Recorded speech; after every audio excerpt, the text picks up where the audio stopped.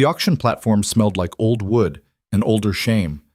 Delilah Monroe stood there in a dress that had seen better years, her arms wrapped around herself, not for warmth, but for the illusion of protection. The fabric was thin, worn at the elbows, patched badly at the hem. Her shoes had been taken 3 days ago by the boarding house keeper, payment for a debt Delilah couldn't settle. So she stood barefoot on wood that had been scrubbed clean of blood from the livestock sales the day before. February in Montana Territory didn't care about dignity. The wind came down from the mountains with teeth, and it bit through everything: wood, cloth, skin, spirit. Delilah's feet had gone from painful to numb about an hour ago. She couldn't feel her toes anymore. Couldn't feel much of anything, really, except the weight of every eye in Jasper Hollow boring into her like she was something they'd already discarded but couldn't stop looking at. The auctioneer was a man named Virgil Cass, fat and red-faced, with a voice that carried over crowds because he'd spent 30 years selling things that didn't want to be sold. He stood beside her now, close enough that she could smell the tobacco on his breath and the sweat under his wool coat. "Now, gentlemen," Virgil called out, his voice booming across the town square. "I know what you're thinking. You're thinking this here is damaged goods." Delilah felt something inside her chest crack a little more. Not break. It had broken months ago. This was just the sound of pieces settling into new, uglier shapes. "And you'd be right," Virgil continued, like he was commenting on a mare with a bad leg. "Miss Monroe here, she's had what we might call a complicated year. Husband died. Debts piled up. Made some choices that, well..." He gestured vaguely at her, as if her entire existence explained itself. "But she's healthy, she can cook, clean, mend. She's got all her teeth." Someone in the crowd laughed. Delilah didn't look to see who. "She's literate too," Virgil added, like it was a curiosity. "Reads and writes better than most. Could teach children, if anyone was fool enough to let her near them." More laughter. Delilah kept her eyes on the horizon, on the line where the gray sky met the white mountains. If she looked at the crowd, she'd see faces she knew. People who'd called her Mrs. Monroe once, who'd tipped their hats, who'd bought bread from her when she still had a kitchen and a life that made sense. "Let's start the bidding at $20, Virgil announced. Silence. Delilah had known it would be silent. She'd prepared herself for it. But preparation didn't make it easier. The silence stretched out, thick and suffocating, and she felt every second of it like a hand around her throat. $20, Virgil repeated, his voice losing some of its confidence. "Come now, gentlemen, that's a bargain for a woman who can work." Nothing. Just the wind and the creak of the platform under her feet and the sound of someone spitting tobacco into the frozen dirt. 15, Virgil said. Delilah closed her eyes. She'd been worth something once. When Daniel Monroe had married her 5 years ago, her father had provided a dowry of $200, a house, and 6 acres of good land. Daniel had looked at her like she was a prize he couldn't believe he'd won. He'd been kind in his way, distant but kind.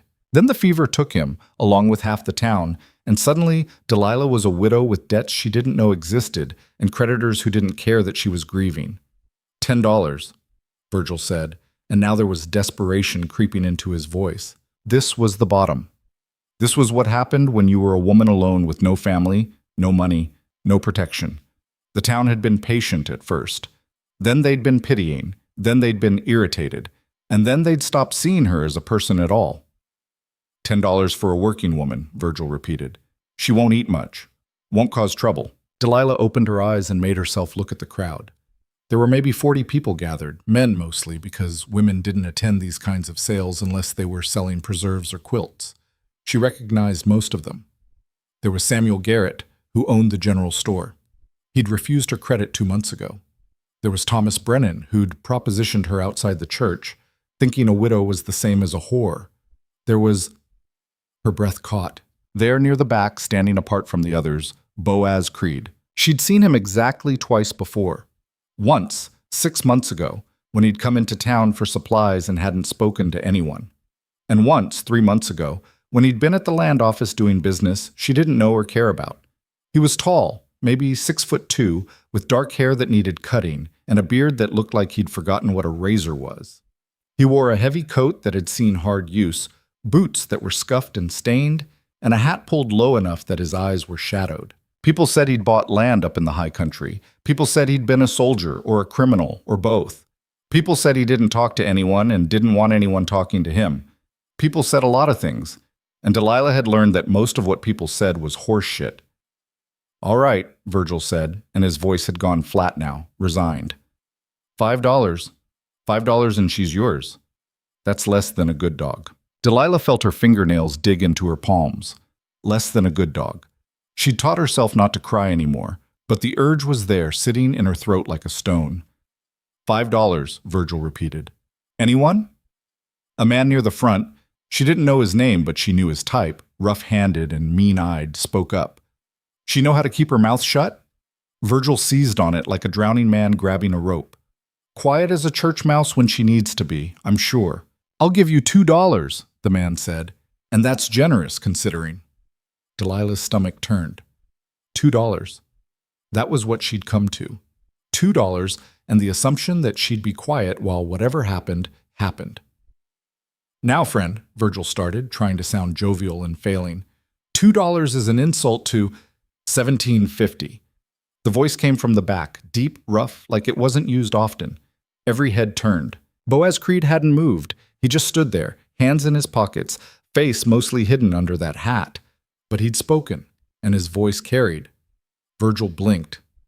"I'm sorry, did you—" $17.50, Boaz repeated, louder this time. "That's my offer." The crowd stirred, uneasy. Samuel Garrett muttered something to the man beside him.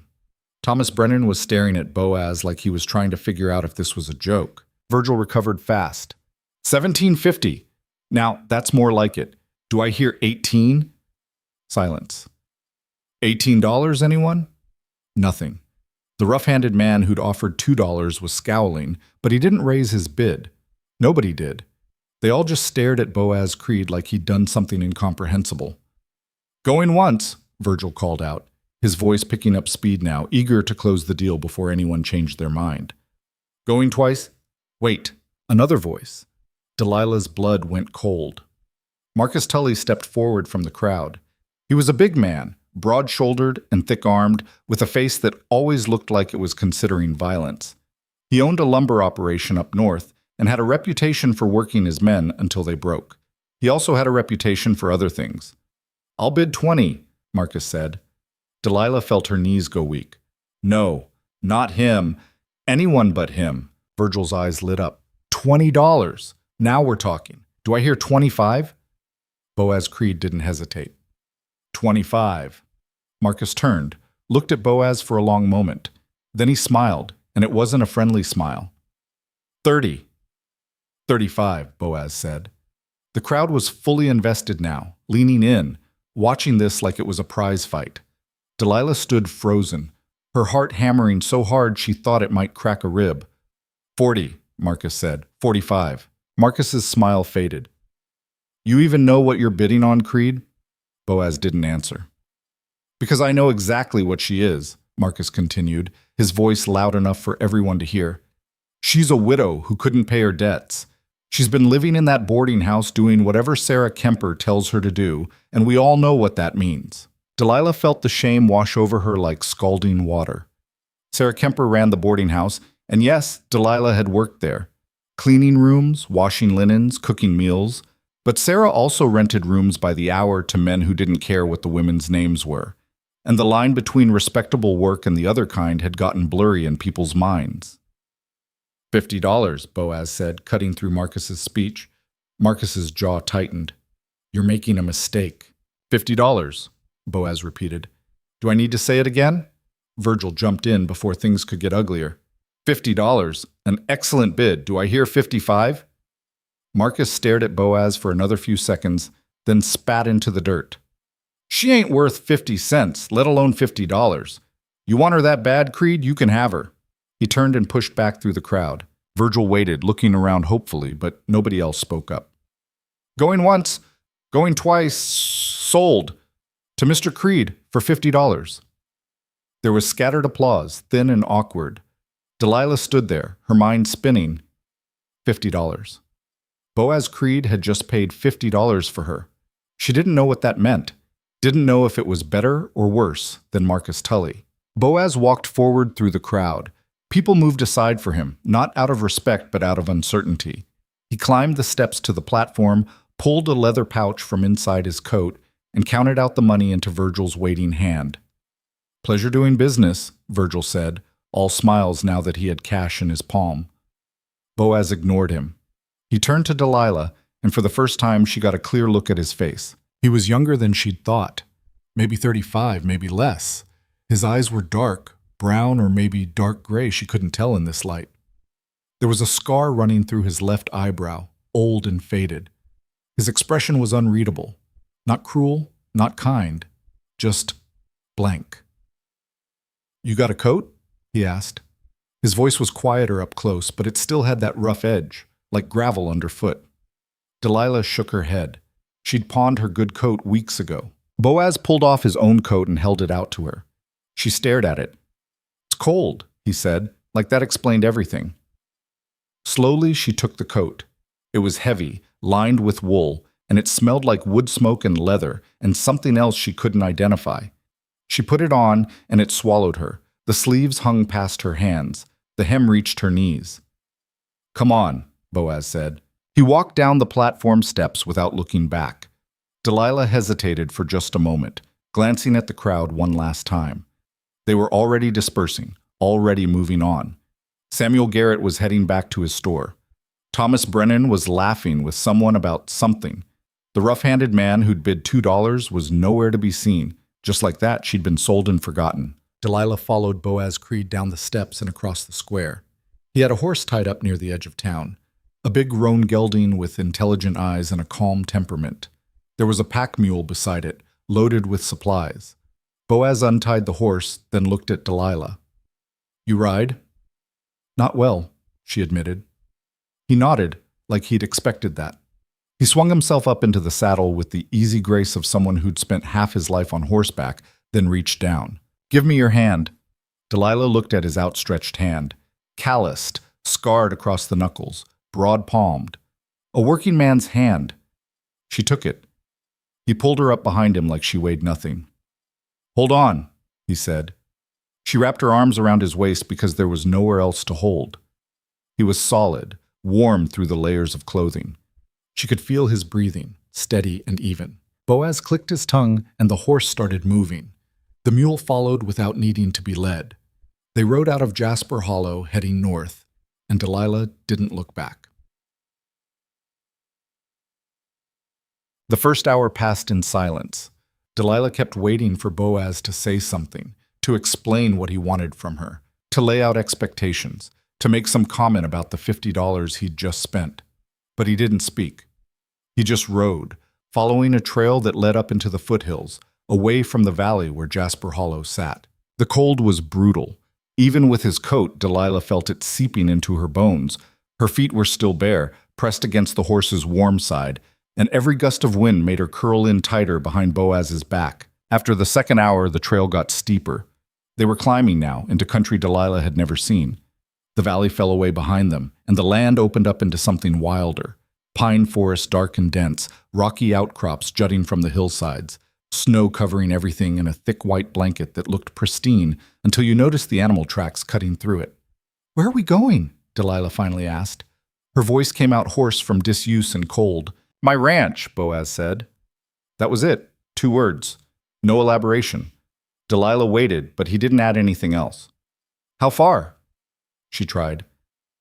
"Another hour. 3 hours total from town. 3 hours into backcountry that most people avoided." Delilah had heard about the high country, how it was harder land, meaner land, land that didn't forgive mistakes. You had to be tough or crazy to try ranching up here. She was starting to suspect Boaz Creed might be both. They passed through a stand of aspens, the white bark stark against the snow, and Delilah caught sight of something moving in the trees. She tensed.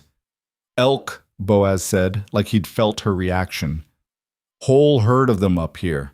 They come down when the snow gets too deep higher up." "Are they dangerous?" "Not unless you're stupid about it." That was the longest exchange they'd had. The sun was starting to sink toward the western peaks when they finally crested a ridge, and Delilah saw it, Boaz Creed's ranch. It wasn't much. A cabin, decent-sized but rough, built from logs that looked hand-cut and fitted together with more practicality than artistry. A barn that had seen better days but was still standing. A few outbuildings, including what looked like a smokehouse and a root cellar. A corral that was empty right now, the fence posts leaning at angles that suggested they'd been put up in a hurry and never properly fixed. But the land was something else. The ranch sat in a natural bowl between two ridges, sheltered from the worst of the wind. There was a creek running through it, not frozen over completely, the water still moving under a skin of ice. Meadow grass poked up through the snow in places, brown but stubborn. Beyond the cabin, the forest pressed in close, dark and thick. It was isolated, completely, utterly isolated. Delilah felt a flutter of panic in her chest. Boaz rode straight to the barn, dismounted, and held up his arms. Delilah slid down awkwardly, her legs cramping from 3 hours on horseback. When her bare feet hit the snow-covered ground, she gasped. Boaz noticed. He looked down at her feet, then at her face, then away. "Get inside. I'll deal with the animals." "I can help," Delilah said automatically. "You're barefoot." "I know that, but get inside," Boaz repeated. It wasn't quite an order, but it wasn't a suggestion either. Delilah opened her mouth to argue, then closed it. She was freezing, exhausted, and standing in snow that was already soaking into the hem of the dress under his coat. She didn't have the energy to fight about helping with chores. She limped toward the cabin. The door wasn't locked. It opened with a push, and Delilah stepped into darkness that smelled like cold ash and old coffee. She stood there for a moment, letting her eyes adjust. The cabin was one big room with a loft overhead. There was a fireplace on the far wall, a wood stove near what passed for a kitchen area, a table with 2 chairs, a couple of shelves holding supplies and books. Books, she noticed with surprise, and a bed in the corner. One bed. Delilah's stomach knotted. She'd known this was coming, had known it the moment Boaz bid on her. You didn't pay $50 for a woman and expect her to sleep in the barn. She made herself breathe slowly. She'd survived worse than this. She'd survived Daniel's awkward, apologetic attempts at intimacy. She'd survived the men who'd propositioned her after he died, thinking her desperation made her available. She'd survived Thomas Brennan cornering her behind the church and putting his hands on her before she'd managed to knee him hard enough to get away. She could survive Boaz's creed. The door opened behind her. Boaz came in carrying a lamp already lit. He set it on the table and the warm glow pushed back the darkness. "Fireplace needs cleaning out," he said, like he was talking to himself. "Haven't been here in 4 days." He moved to the fireplace, knelt down, and started pulling out old ash with his bare hands, dumping it into a bucket. Then he built a new fire with the efficiency of someone who'd done it 1,000 times. Within minutes, flames were crackling, and heat started to fill the room. Delilah stood near the door, still wearing his coat, not sure what to do with herself. Boaz stood up, brushing ash off his hands. He looked at her for a moment, that unreadable expression back on his face. "You hungry?" he asked. "I don't know," Delilah said honestly. She couldn't remember the last time she'd eaten. Yesterday, maybe. Thin soup at the boarding house. Boaz went to the shelves and started pulling down supplies. Dried meat, beans in a jar, flour, salt. He moved around the small kitchen area with practiced ease, and Delilah realized he'd been living alone out here long enough that cooking for himself was routine. "Sit down," he said, nodding toward the table. Delilah didn't move. "I can cook." "I know." "Then let me—" "Sit down," Boaz repeated, and this time there was something in his voice. Not anger, not impatience, just a kind of firm finality that made argument feel pointless. Delilah sat. She watched him work. He put beans on to soak, sliced the dried meat, mixed up biscuit dough with quick, competent movements. He didn't talk, didn't hum, didn't make any of the small sounds people usually made when they were comfortable. He just worked in silence, and Delilah realized this was normal for him. This quiet, this solitude. "Why did you buy me?" The question came out before she could stop it. Boaz didn't turn around. He was checking the fire under the beans. "Needed help." "You could have hired someone." "Tried that. Didn't work out. So you bought me instead." He did turn then, and his dark eyes met hers. "You want to be back in Jasper Hollow?" Delilah's throat tightened. "No." "Then don't complicate it." He went back to cooking. Delilah pulled his coat tighter around herself. The fire was warming the room now, taking the edge off the cold. But she still felt frozen from the inside out. Don't complicate it. Like she was a simple transaction. Like she should be grateful and quiet and not ask questions. Maybe she should be. Boaz finished cooking and put a plate in front of her. Beans, fried meat, a biscuit that was slightly lopsided but smelled like heaven. He put another plate across from her and sat down. They ate in silence. The food was plain but good.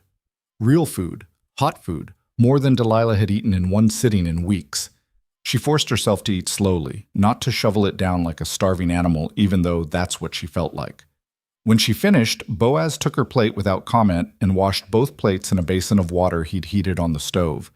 Then he dried them and put them back on the shelf. "You can have the bed," he said. Delilah blinked. "What?" "The bed." He nodded toward the corner. "You can have it." "Where will you sleep?" "Loft?" She looked up. The loft was barely big enough for a person to lie down. It was probably cold up there, away from the fire. "I don't need," she started. "Not negotiating," Boaz said. He was already climbing the ladder to the loft.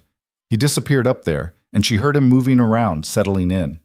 Delilah sat at the table, staring at the fire, trying to make sense of what was happening. He'd given her his coat, given her food, given her the bed. And he hadn't touched her, hadn't demanded anything, hadn't even looked at her the way men usually looked at women they'd bought. She didn't know what to do with that. Eventually, exhaustion won. She went to the bed, just a simple frame with a straw mattress and wool blankets, and lay down fully clothed, still wrapped in Boaz's coat.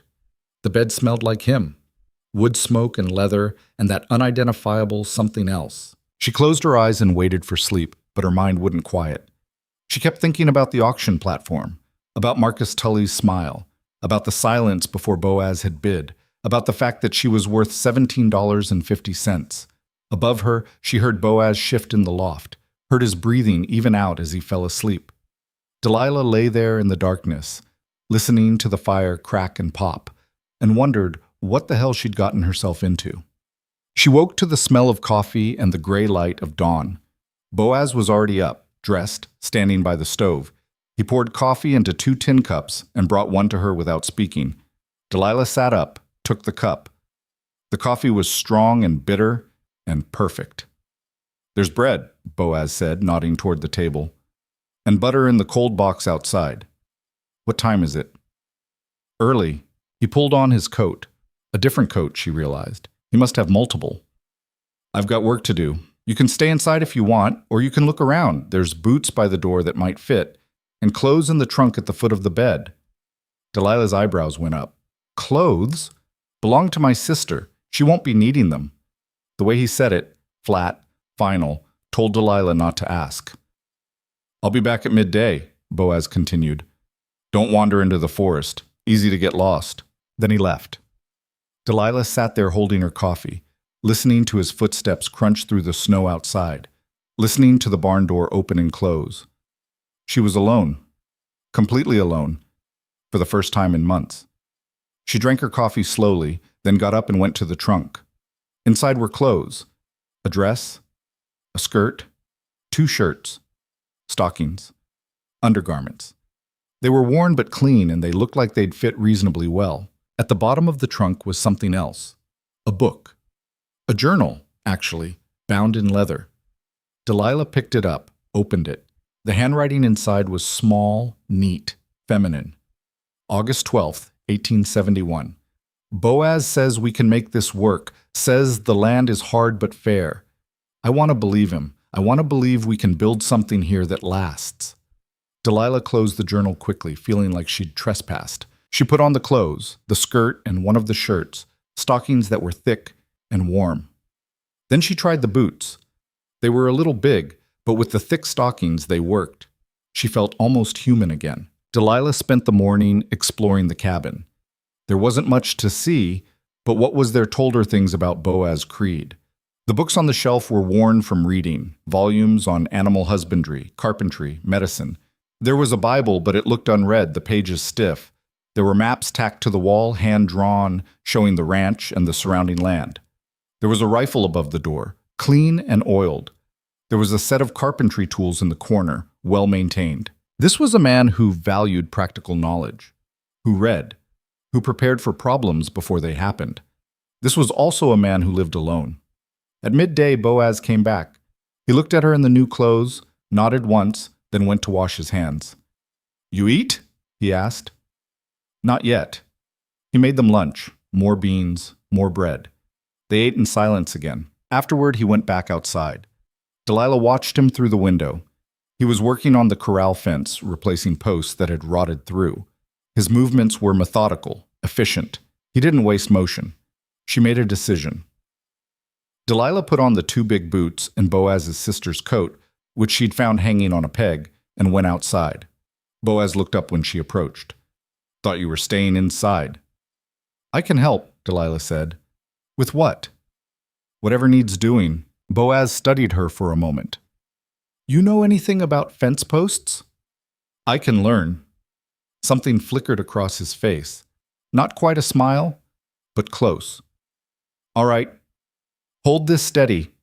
He handed her a post and she held it while he packed dirt and rocks around the base. They worked together in silence, and Delilah found a strange comfort in it. There was something honest about physical labor, something that made sense in a way words didn't. They worked until the sun started to sink. "That's enough," Boaz said finally. "Getting too cold." They went back inside. Boaz made dinner, venison this time, with potatoes and carrots he pulled from the root cellar. The smell made Delilah's mouth water. While it cooked, Boaz spoke suddenly. "You don't have to work. That's not why I—" He stopped, seemed to reconsider. "You don't owe me anything." Delilah looked at him. "You paid $50 for me. That's not—" He stopped again, frustrated. "That money's gone. It doesn't mean anything now. It means something to me. It shouldn't, but it does." They stared at each other across the small cabin. The venison hissed in the pan. The fire crackled. Boaz looked away first. "Do what you want, but you don't owe me anything. Understand?" Delilah didn't answer. They ate dinner in silence. That night, Delilah lay in the bed again, and Boaz climbed to the loft again, and the pattern repeated itself. And the next day, and the day after that. A week passed like that. Then two. The routine settled in, Boaz working, Delilah finding ways to help despite his protests, meals shared in silence, nights spent apart. She learned things about him without him telling her. He woke before dawn every day. He was stronger than he looked, capable of lifting things that should have taken two men. He was patient with the animals, gentle, even. He read every night before sleeping, the lamplight from the loft casting shadows on the cabin walls. He never touched her, never even came close. And Delilah didn't know what to make of that. In Jasper Hollow, she'd been worth $17.50. Here, in this isolated cabin with this silent man, she didn't know what she was worth. But for the first time in a long time, she wasn't sure that was the right question to be asking. 3 weeks into her new life, Delilah woke to silence. Not the usual silence, Boaz moving around downstairs, coffee brewing, the stove door clanging shut. This was complete silence, the kind that made her sit up in bed and listen harder, straining for any sound that would tell her she wasn't alone in the cabin. Nothing. She got out of bed, wrapped the blanket around her shoulders, and climbed down. The fire had burned low, just embers glowing in the hearth. No fresh wood added, no coffee on the stove. Boaz's coat was gone from the peg. Delilah went to the window and looked out. Snow had fallen during the night, heavy and thick, covering everything in fresh white. The world looked clean and untouched, like someone had erased all the marks of living. Then she saw him. Boaz was out by the barn, but he wasn't working. He was just standing there, facing east toward the rising sun, completely still. His breath came out in clouds that hung in the frozen air. He stood like that for maybe 5 minutes, not moving, and Delilah found herself holding her own breath, watching him. Finally, he turned and went into the barn. Delilah let out her breath and stepped back from the window. She dressed quickly, built up the fire, and started the coffee. By the time Boaz came back inside, she had breakfast ready, fried potatoes and the last of the eggs from the cold box. He stopped in the doorway, looked at the table, then at her. "You didn't have to," he said. "I know." He took off his coat, washed his hands, sat down. They ate without talking, the same as always. But Delilah kept thinking about the way he'd stood outside, so still, facing the sunrise like he was waiting for something that never came. After breakfast, Boaz pushed back from the table. "I'm going into town tomorrow. Need supplies before the next storm hits." Delilah's stomach tightened. "Jasper Hollow? Only town there is. Do you want me to—" She stopped, not sure what she was offering. To come with him? To stay hidden? "You're coming," Boaz said. "Need to get you proper boots. Those are too big and you'll break an ankle in them come spring when the ground gets soft." "I'm fine with these." "You're not fine. You're managing. There's a difference." He stood up. "We'll leave early. Be back before dark if the weather holds." That night, Delilah lay awake longer than usual. The thought of going back to Jasper Hollow made her feel sick. She'd spent 3 weeks pretending that place didn't exist, that the auction platform and the staring faces and the silence before Boaz bid were all just a bad dream she'd woken from. But tomorrow she'd have to see it again. See the people who'd watched her being sold. See the buildings where she'd once had a life that made sense. She heard Boaz shift in the loft above her, heard him clear his throat quietly. "You awake?" he asked. Delilah was so surprised she didn't answer at first. He never spoke after they'd gone to bed. Never. "Yes," she said finally. A pause. Then, "We don't have to go. I can make do with what we've got. You said you need supplies. I can stretch things." Delilah stared up at the dark ceiling. "Why are you asking?" Another pause, longer this time. "Because you've been different since I told you. Quieter." "I'm always quiet." "Quieter than that." She didn't know what to say to that, didn't know what it meant that he'd noticed. "I'm fine," she said. "We'll go." "All right." That was it. He didn't say anything else, and eventually Delilah heard his breathing even out into sleep. But she lay awake until dawn, watching the first gray light creep across the cabin walls. They left just after sunrise. Boaz saddled the roan and helped Delilah up behind him without comment. The pack mule was loaded light. They'd be bringing supplies back, so there was space for whatever Boaz needed to buy. The ride down to Jasper Hollow took 2.5 hours in good weather. Today, with fresh snow making the trail uncertain in places, it took closer to 3. Delilah held on to Boaz's coat and tried not to think about what was waiting at the other end. When they crested the last ridge and the valley opened up below them, Delilah saw Jasper Hollow spread out like it had been dropped there by accident. Smoke rose from chimneys. The church steeple pointed up at the gray sky. The main street cut through the center of town, lined with buildings that all looked the same. Weathered wood, false fronts, signs that needed repainting. "We'll be quick," Boaz said. "In and out." They rode down into town just before noon. A few people were out despite the cold. Women heading to the general store, men standing outside the saloon even though it was too early for drinking, a group of children throwing snowballs near the schoolhouse. Everyone stopped and stared when they saw Boaz and Delilah. Boaz ignored them. He rode straight to the general store and dismounted. He helped Delilah down and she felt every eye on her. Felt them taking in the fact that she was still with him, still alive, still wearing clothes that fit. The door to the general store opened and Samuel Garrett stepped out. He was a thin man with a narrow face and eyes that always looked suspicious. He'd run the store for 20 years and treated it like his personal kingdom. "Creed," he said, nodding. "Garrett." Boaz tied the horse to the rail. "Need to stock up. You got time?" "Always got time for paying customers." Samuel's eyes flicked to Delilah. "Mrs. Monroe. Didn't expect to see you again." The name hit Delilah like a slap. Mrs. Monroe. That's who she'd been. That's who she wasn't anymore. "It's just Delilah," she said quietly. Samuel's eyebrows went up. "That's so." He looked at Boaz. "She working out for you?" "That's not your business," Boaz said. His voice was flat, but there was an edge to it that made Samuel take a step back. "Didn't mean anything by it, just making conversation. Make it about something else." Samuel's face tightened, but he nodded. "Come on inside. Let's see what you need." The general store was warm and smelled like coffee and sawdust and the soap Samuel made in the back room. Shelves lined the walls, stocked with everything from flour and sugar to rope and nails. There were barrels of dried beans and apples, crates of canned goods, bolts of fabric stacked in the corner. Boaz pulled a list from his pocket and started going through it with Samuel. Delilah stood near the door, trying to be invisible. The door opened behind her and two women walked in. Delilah recognized them immediately, Martha Yates and her daughter Catherine. Martha was in her 50s, round-faced and sharp-tongued. Catherine was 23, pretty in a bland way, engaged to the deputy. They saw Delilah and stopped. "Well," Martha said, "look who decided to show her face." Delilah didn't respond. "I heard Creed bought you," Martha continued. "Paid good money, too. Must be working you hard to get his value back." "Leave her alone, Mama," Catherine said quietly. "I'm just stating facts." Martha moved closer, her eyes scanning Delilah from head to foot. "You look better than you did. Filled out some. Guess he's feeding you at least." "Mama? What? She's standing right here. She can speak for herself." Martha looked at Delilah expectantly. "Can't you?" Delilah met her eyes. "What do you want me to say?" "I want you to tell me if that man is treating you right.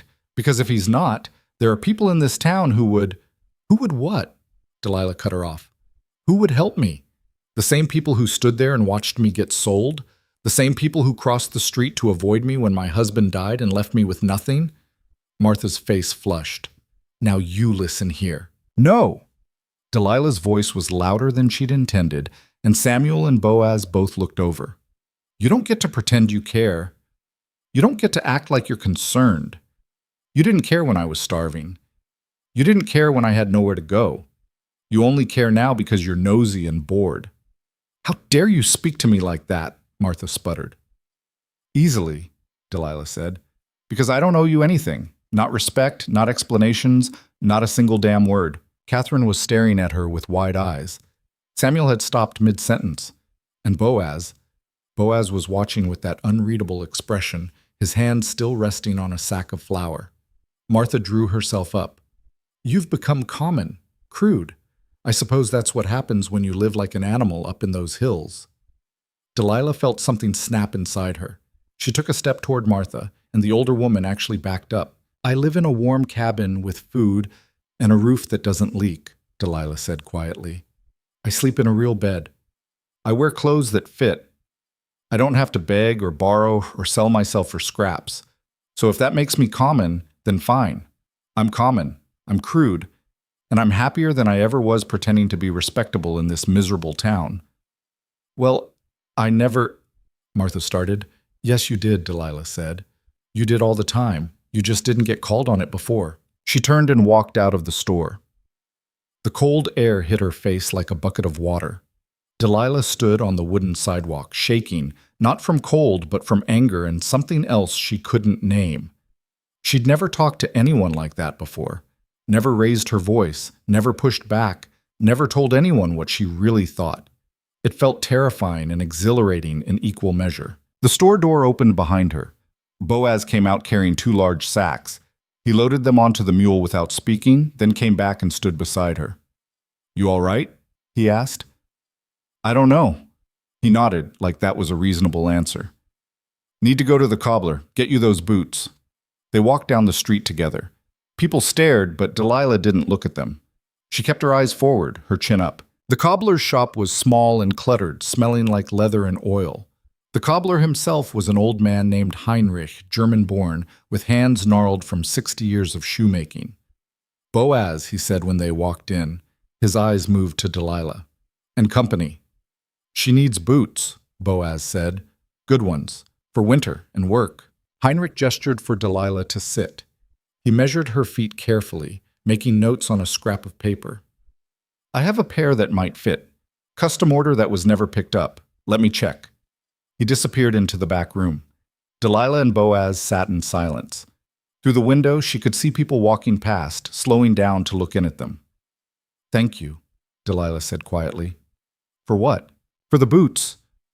For bringing me here even though you knew it would be—" She stopped, not sure how to finish. "Hard," Boaz supplied. "Yes." He was quiet for a moment, then, "You handled yourself back there, with Martha Yates." "I shouldn't have lost my temper." "Why not? She was out of line." "So was I." "No," Boaz said. "You weren't." He looked at her, and his dark eyes were serious. "You're allowed to be angry. You're allowed to push back. Don't let anyone tell you different. Before Delilah could respond, Heinrich came back carrying a pair of boots. They were beautiful, dark leather, well-stitched, with good thick soles. Try these, he said. Delilah pulled them on. They fit almost perfectly, just a little room in the toes for thick socks. I'll take them, Boaz said. That'll be $4, Heinrich said. Boaz paid without hesitation. $4 for boots. Delilah felt something twist in her chest. They left the cobbler's shop and headed back toward the general store to finish loading supplies. But as they passed the saloon, a voice called out, "Creed, hold up!" Delilah's blood went cold. She knew that voice. Marcus Tully stepped out of the saloon, a glass of whiskey in one hand. He looked the same as he had at the auction, big, broad, mean. Two other men came out behind him, friends or employees, Delilah couldn't tell which. Boaz stopped. "Tully, heard you were in town." Marcus took a drink, his eyes moving to Delilah. "Brought your purchase with you, I see." "Keep walking," Boaz said quietly to Delilah. "I'm talking to you, Creed," Marcus said, louder now. People were stopping, gathering, always hungry for a show. Boaz turned. "Then talk." Marcus smiled. "I wanted to know if you're happy with your investment, if she's worth what you paid." "That's not your concern." "See, I think it is. Because I was willing to go higher at that auction, would have kept bidding if I'd known she was worth $50 to someone." "But you didn't," Boaz said. "So this conversation is pointless. I'm just saying, if you ever get tired of her, I'd be willing to take her off your hands. Maybe for a discount, since she's used now." Boaz went very still. It was a different kind of stillness than his usual quiet. This was the stillness of a predator about to strike. "You got something to say to her," Boaz said, his voice low and dangerous. "You say it to her face. Not to me. She's standing right here." Marcus looked surprised. Then he laughed. "What, you want me to ask her permission? She's not—" "She's a person," Boaz cut him off. "And you'll treat her like one, or you and I are going to have a problem." The crowd had grown now. Delilah could see faces she recognized. Samuel Garrett in the doorway of his store, Martha Yates and her daughter, the deputy whose name she couldn't remember. Marcus took a step forward. "You threatening me, Creed?" "Stating a fact." "Over some whore you bought at auction?" Boaz moved so fast, Delilah almost didn't see it. One moment he was standing still, the next his fist connected with Marcus's jaw with a sound like an axe hitting wood. Marcus went down hard, his glass shattering on the frozen ground. The two men behind Marcus started forward, but Boaz turned on them with such cold fury in his eyes that they stopped. "Anyone else?" Boaz asked quietly. Nobody moved. Marcus was on the ground, blood running from his split lip. He pushed himself up on one elbow, spat red into the snow. "You're dead," he said. "You hear me, Creed? You're dead." "Get up and try," Boaz said. But Marcus didn't get up. He just sat there in the snow, bleeding and humiliated, while the whole town watched. Boaz turned to Delilah. "We're leaving." They walked back to the general store. Samuel had their supplies ready. He must have rushed to pack everything while the fight was happening. Boaz paid, loaded the mule, and helped Delilah onto the horse without saying a word. They rode out of Jasper Hollow with everyone staring. The ride back was silent for the first hour. Delilah held on to Boaz's coat and tried to process what had happened. He'd hit Marcus Tully, had knocked him down in front of the whole town, had done it because Marcus called her a whore. Nobody had ever defended her before. When they were halfway home, Boaz spoke. "I shouldn't have done that." "What?" "Hit him. I should have walked away. He deserved it." "That's not the point. Now he'll come after me, maybe after you." "He was going to do that anyway," Delilah said. "Men like that don't need a reason. They just need an excuse." Boaz didn't respond. They rode in silence for another mile. Then Delilah said, "Thank you." "For what?" "For hitting him." Boaz made a sound that might have been a laugh. "You're welcome." When they got back to the ranch, the sun was already setting. They unloaded the supplies together, working quickly in the fading light. Boaz took care of the animals while Delilah started dinner. As she worked, she kept thinking about what Martha Yates had said, about whether Boaz was treating her right, about whether there were people who would help. The truth was, Boaz treated her better than anyone else ever had. He gave her space, gave her food, gave her work that made her feel useful. He didn't demand anything, didn't take anything, just let her exist. That should have been a low bar to clear. The fact that it felt like such a high one said more about her life before than anything else could. Boaz came in while she was frying potatoes. He washed up, then came to stand beside her at the stove. "Move over," he said. "I'll finish that. You set the table." "I can do both." "I know, but you don't have to." They worked side by side in the small kitchen space, not talking, just moving around each other with the ease of people who'd learned each other's rhythms. Delilah set out plates and forks. Boaz finished the potatoes and pulled out the dried venison. They sat down and ate. Halfway through the meal, Boaz said, "I need to tell you something." Delilah looked up. "My sister," he started, then stopped, cleared his throat, started again. "The clothes you're wearing, the journal you found, that was all hers." "I'm sorry," Delilah said. "I shouldn't have—" "No, it's fine. I want you to know." He pushed food around on his plate. "Her name was Rachel. She was 2 years younger than me. When our parents died, it was just us. We came out here together, built this place together." Delilah waited. She could see how hard this was for him. "She got sick 3 winters ago. Fever. I rode to town for medicine, but the snow was bad and it took too long. By the time I got back—" His voice cracked slightly. "She was already gone. Boaz, I buried her up on the ridge, where she can see the sunrise." He looked at Delilah, and his eyes were wet. "That's why I stood out there this morning. It's been 3 years today." Delilah's throat tightened. "I'm so sorry." "I tried to keep the ranch going by myself, hired a few hands, but they never lasted. This land is hard. Most people can't take it." He paused. "When I saw you on that platform, you looked like you understood hard, like you'd been through it and came out the other side still standing." "Barely standing," Delilah said. "Still counts." They sat in silence for a while. Then Delilah asked, "Is that why you bid? Because I reminded you of her?" "No." Boaz shook his head. "You don't remind me of Rachel at all. She was loud and stubborn and always singing, drove me crazy half the time." He almost smiled. "I bid because I needed help, and you needed out. Seemed like it could work for both of us." "Does it?" Delilah asked. "Work, I mean." Boaz looked at her for a long moment. "Yes," he said finally. "I think it does." That night, Delilah lay in bed thinking about Rachel Creed, about a woman who came out to the hard country with her brother and built a life here, about someone who sang and was stubborn and died too young. She thought about the journal entry she'd read. "I want to believe we can build something here that lasts." Rachel hadn't gotten to see if it lasted, but Delilah was here now, wearing her clothes, sleeping in her bed, living in the cabin she'd helped build. She didn't know what that meant. Didn't know if she was meant to replace Rachel or just fill the empty space she'd left behind. But she knew she didn't want to leave. The next morning, Delilah woke to find Boaz already outside, working on the corral fence again. She made coffee, then pulled on her new boots and Rachel's coat and went out to help. Boaz looked at her. "You don't have to." "I know," Delilah said. "Hand me that hammer." He did. They worked together for most of the morning, replacing rotten boards, tightening wire, reinforcing posts. It was hard work, and Delilah's hands got cold despite the gloves Boaz had found for her.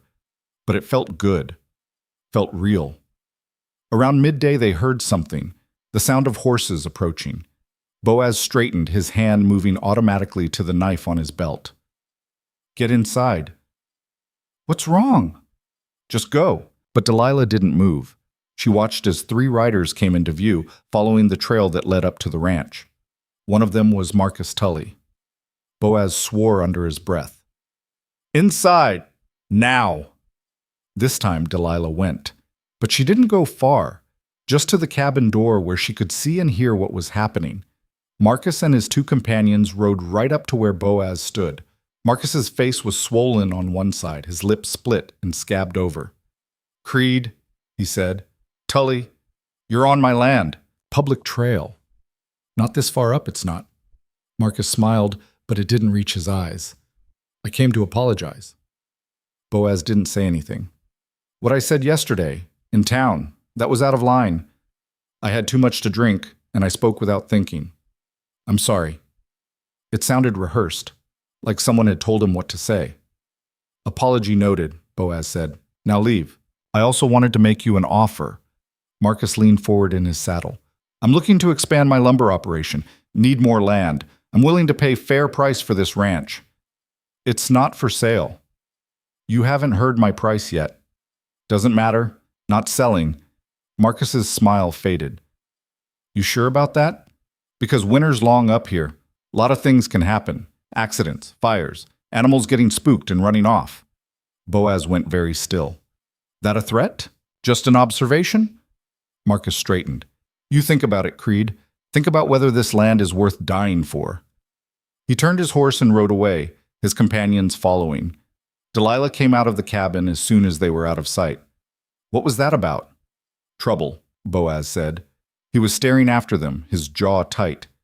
He wants your land? He wants the timber rights. There's good pine on the north ridge. Worth money if you've got the equipment to log it.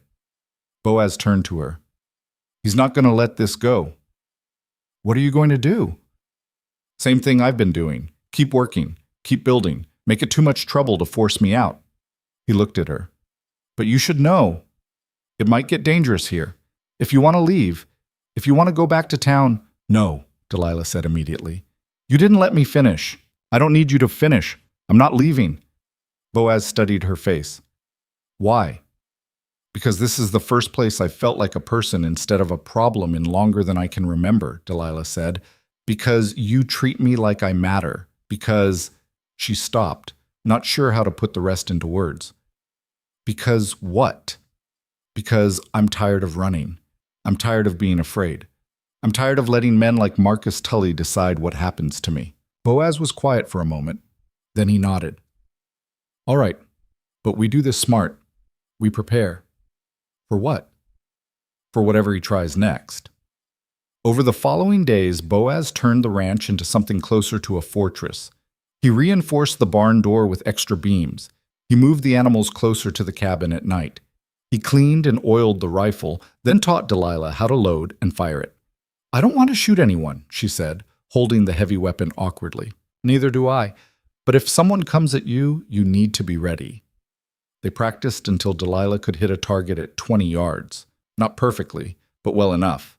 Boaz also started riding the perimeter of his land every morning, checking for signs of intrusion. He found tracks once, boot prints that didn't belong to him, near the north ridge where the good timber was. They're scouting, he told Delilah. Seeing what's here, how hard it would be to take. How hard would it be? Hard enough, Boaz said, but not impossible.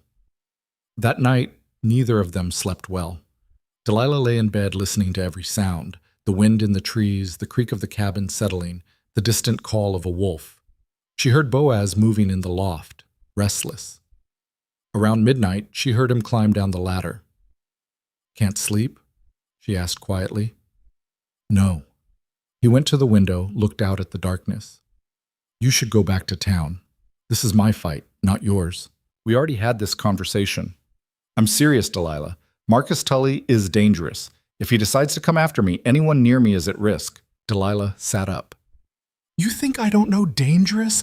You think I haven't been at risk every single day since my husband died? She threw off the blanket.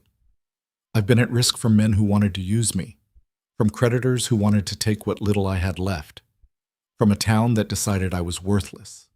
At least here, if something bad happens, it'll be while I'm fighting back instead of just taking it. Boaz turned from the window. In the dim light from the dying fire, she could just see his face. You're stubborn, he said. You're one to talk. Something that might have been a smile crossed his face. Then it faded. If you stay, you follow my lead. No arguments. I can agree to that. I mean it. If I tell you to run, you run. If I tell you to hide, you hide. And if you're wrong, then you can tell me about it afterward. He came closer, and Delilah could see the worry in his eyes. I can't lose anyone else. You understand? Delilah understood. She understood that he'd lost his parents, lost his sister, lost everything except this hard piece of land. She understood that he was terrified of caring about someone again because everyone he cared about ended up gone. "You're not going to lose me," she said. "You can't promise that." "No, but I can promise I'll fight like hell to make sure it doesn't happen." They looked at each other across the small space of the cabin. Then Boaz nodded and went back to the loft. Delilah lay back down, but she didn't sleep. She stared at the ceiling and thought about Marcus Tully's threat, about accidents and fires and animals getting spooked, about the fact that she'd meant what she said. She would fight like hell, because this place, this hard, cold, isolated place, had given her something she'd thought she'd lost forever. It had given her a reason to fight. The attack came on a Tuesday, just before dawn. Delilah woke to the smell of smoke and the sound of animals screaming. She was out of bed before her mind fully caught up, grabbing for the rifle Boaz had insisted she keep within reach. Above her, she heard Boaz curse and scramble down from the loft. "Stay inside," he said, pulling on his boots. "Like hell." He didn't have time to argue. They both ran for the door. The barn was on fire. Not the whole structure yet, just the back corner, but flames were already climbing the dry wood, bright orange, against the pre-dawn darkness.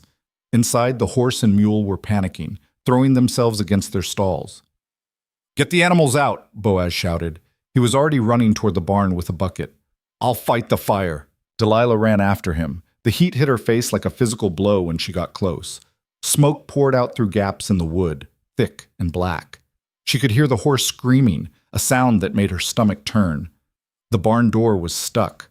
Someone had wedged it shut from the outside with a thick branch jammed through the handle. Delilah grabbed it and pulled, but it wouldn't budge. "Here." Boaz appeared beside her with an axe. He swung once, twice, and the branch splintered. They yanked the door open and smoke billowed out, choking them both. Delilah pulled her sleeve over her mouth and ran inside. The horse was throwing itself against the stall door, eyes rolling white with terror. She fumbled with the latch, got it open, and the roan charged past her, nearly knocking her down. The mule was calmer but still spooked.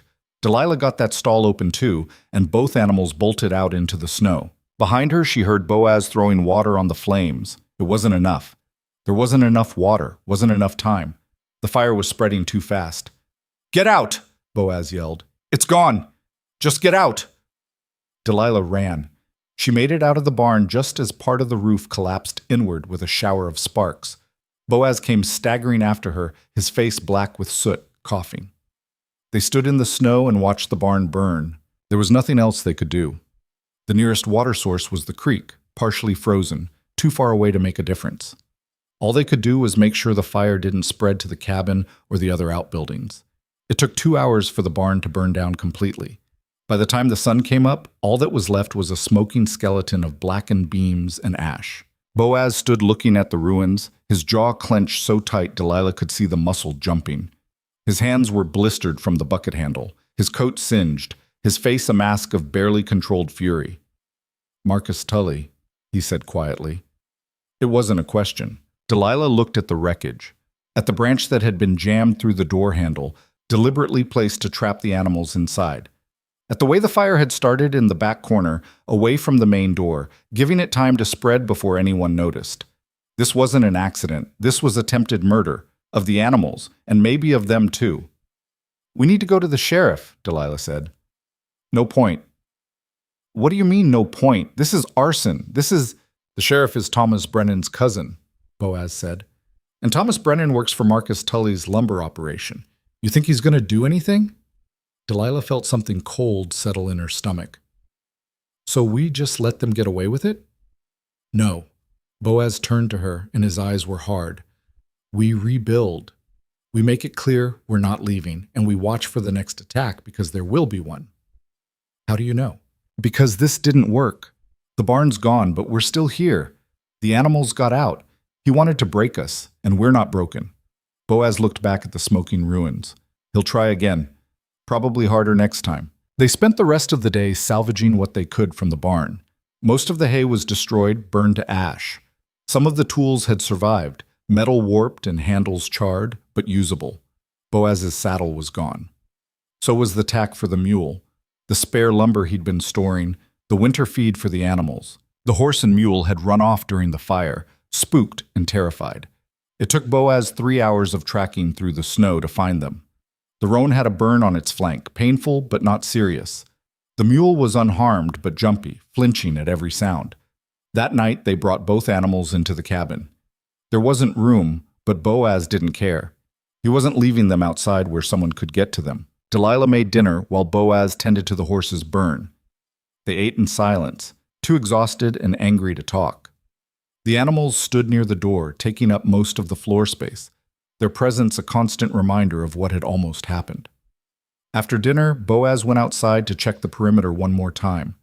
Delilah watched him through the window, saw him walk the property line with the rifle in his hands, looking for tracks, for signs of whoever had set the fire. He found nothing. Whoever had done it had been careful. When he came back inside, his face was grim. They knew what they were doing, came in from the north where the ground is rocky. No tracks. What do we do? Sleep in shifts, one of us awake at all times. He looked at her. I'll take first watch. You sleep. I won't be able to. Try anyway, you're going to need the rest. Delilah lay down in the bed, but Boaz was right. She couldn't sleep. Every time she closed her eyes, she saw the barn burning, heard the animals screaming, smelled the smoke. She must have dozed off eventually because she woke to Boaz shaking her shoulder gently. Your turn, he said. His voice was rough with exhaustion. Delilah sat up. What time is it? Around midnight. He handed her the rifle. Anything moves out there, you wake me. Don't try to handle it yourself. I know. He climbed up to the loft and was asleep within minutes. Delilah sat at the table with the rifle across her lap and watched the darkness outside the window. The night stretched out endlessly. Every sound made her tense. The wind in the trees, the settling of the cabin, the animals shifting near the door. Once, she heard something that might have been footsteps, but when she looked out, there was nothing but snow and shadows. Dawn came slowly, gray light creeping across the valley. Delilah woke Boaz when the sun cleared the eastern ridge. They both looked like hell. Neither of them had slept more than a few hours. Boaz's eyes were bloodshot, his face drawn. Delilah felt like she was moving through water, everything slow and difficult. We can't keep this up, she said. I know. So what do we do? Boaz was quiet for a long time. Then he said, we go on the offensive. What does that mean? It means we stop waiting for Marcus to make his next move. We make ours first. And what's our move? Boaz looked at her. We go to town. We tell everyone what happened. We make it public. He's counting on us being isolated, on nobody knowing or caring what happens up here. We take that away from him. Delilah thought about Jasper Hollow, about the people who'd watched her being sold, about Martha Yates and Samuel Garrett and all the others who'd made it clear they didn't care what happened to her. You think anyone will listen? She asked. Maybe not, but we make enough noise, it gets harder for him to act. Right now, he can burn us out and nobody will ask questions. But if the whole town knows we're accusing him, if we make it a public fight, he has to be more careful. It wasn't much of a plan, but it was something. They left for town an hour later.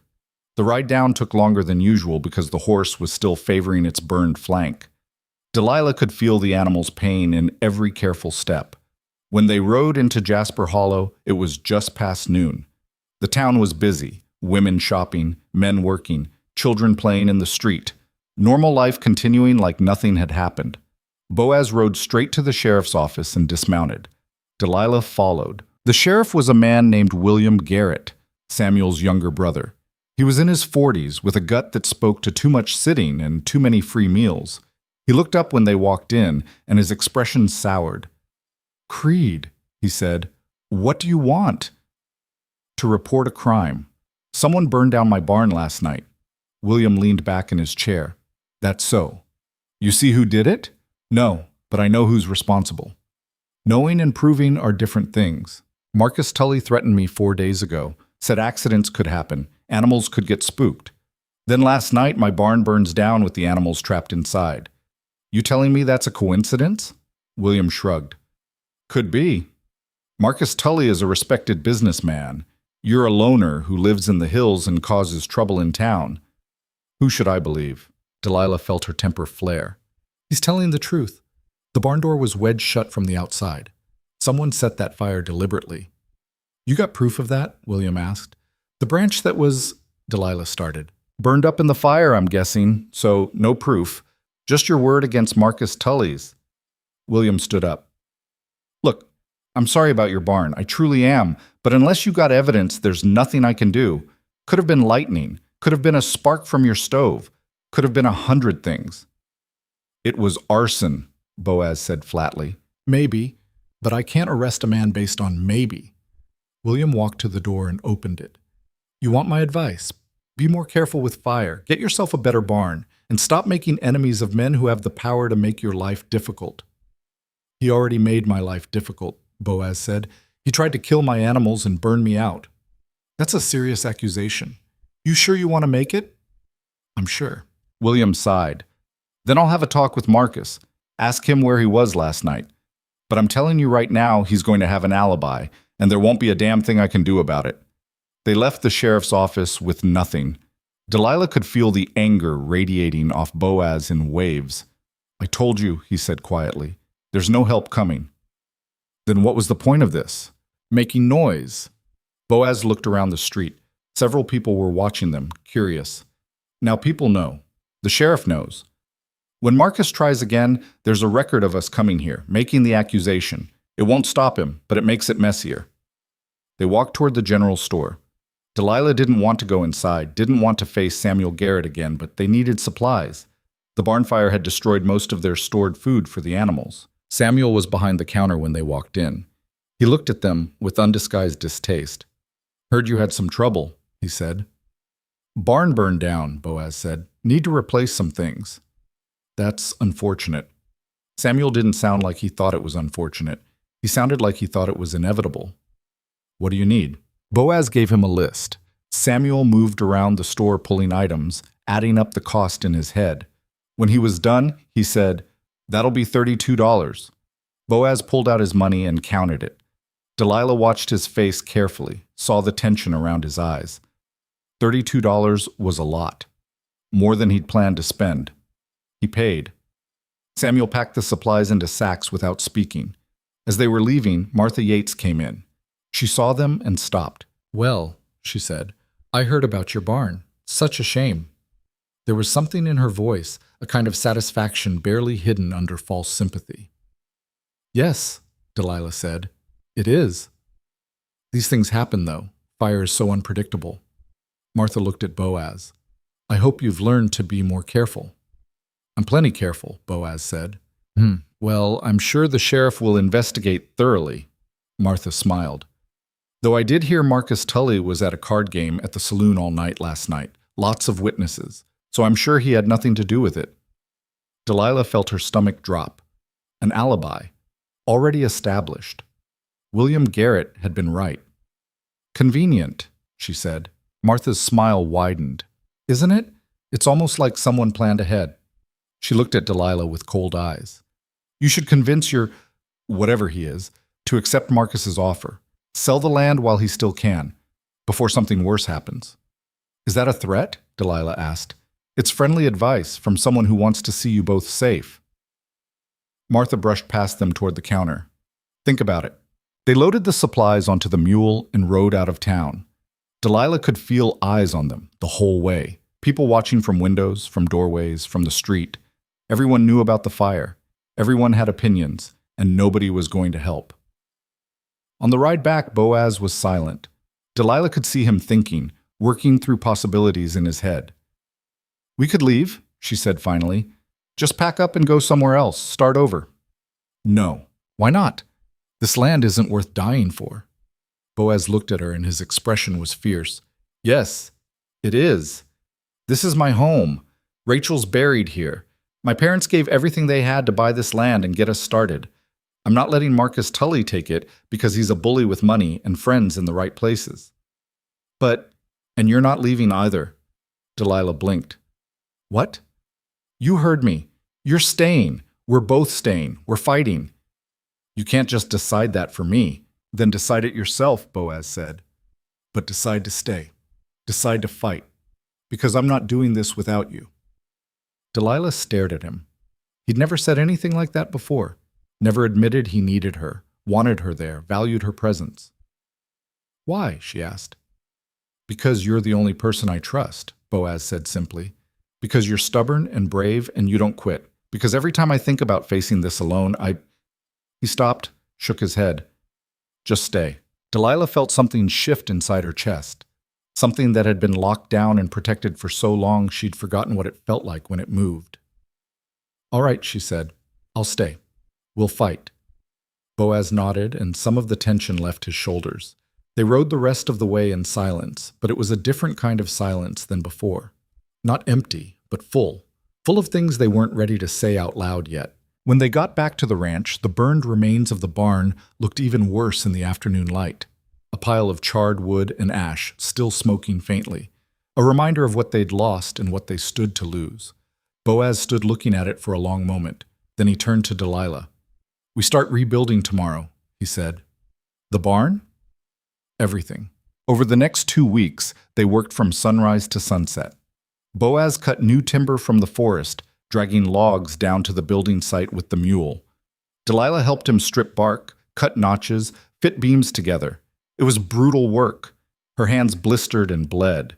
Her back ached constantly. She fell into bed every night so exhausted she could barely move. But the barn started to take shape. Not the same as before. This one was smaller, built closer to the cabin where they could keep an eye on it. But it was solid, functional, built to last. They worked in silence mostly, saving their energy for the physical labor. But sometimes Boaz would tell her things, how to judge the quality of timber, how to cut a proper notch, how to make sure a beam was level. He taught her the way someone teaches a partner, not a helper. Like her opinion mattered, like her work mattered. And slowly, Delilah started to feel like she belonged here. Not just as someone who was allowed to stay, but as someone who was building this place with her own hands, making it hers too. They didn't talk about Marcus Tully or the threat hanging over them, but they both stayed alert. One of them was always watching while the other worked. The rifle was always within reach. They slept in shifts, never both asleep at the same time. It was exhausting, unsustainable. But neither of them knew what else to do. Then, on a cold morning 3 weeks after the fire, a rider came up the trail. Boaz saw him first. He grabbed the rifle and positioned himself between the cabin and the approaching horse. Delilah moved to the doorway, ready to run inside if needed. But as the rider got closer, Boaz relaxed slightly. Heinrich, he said. The cobbler rode into the yard on an old mare that looked as tired as he did. He dismounted stiffly and nodded to Boaz. Came to warn you, he said without preamble. Marcus Tully's been talking. Heard him in the saloon last night. He's planning something. What kind of something? Boaz asked. Don't know exactly. But he was drunk and running his mouth. Said you'd be gone by spring. Said the land would be his and nobody would be able to prove anything. Heinrich looked worried. He's got men working for him who don't ask questions. Men who'd do anything for money. Delilah felt ice in her veins. When? Soon. That's all I know. Maybe a few days, maybe a week. Heinrich pulled an envelope from his coat. I also brought this. It's from the land office, came for you 2 days ago. Samuel was supposed to deliver it, but he didn't, Boaz finished.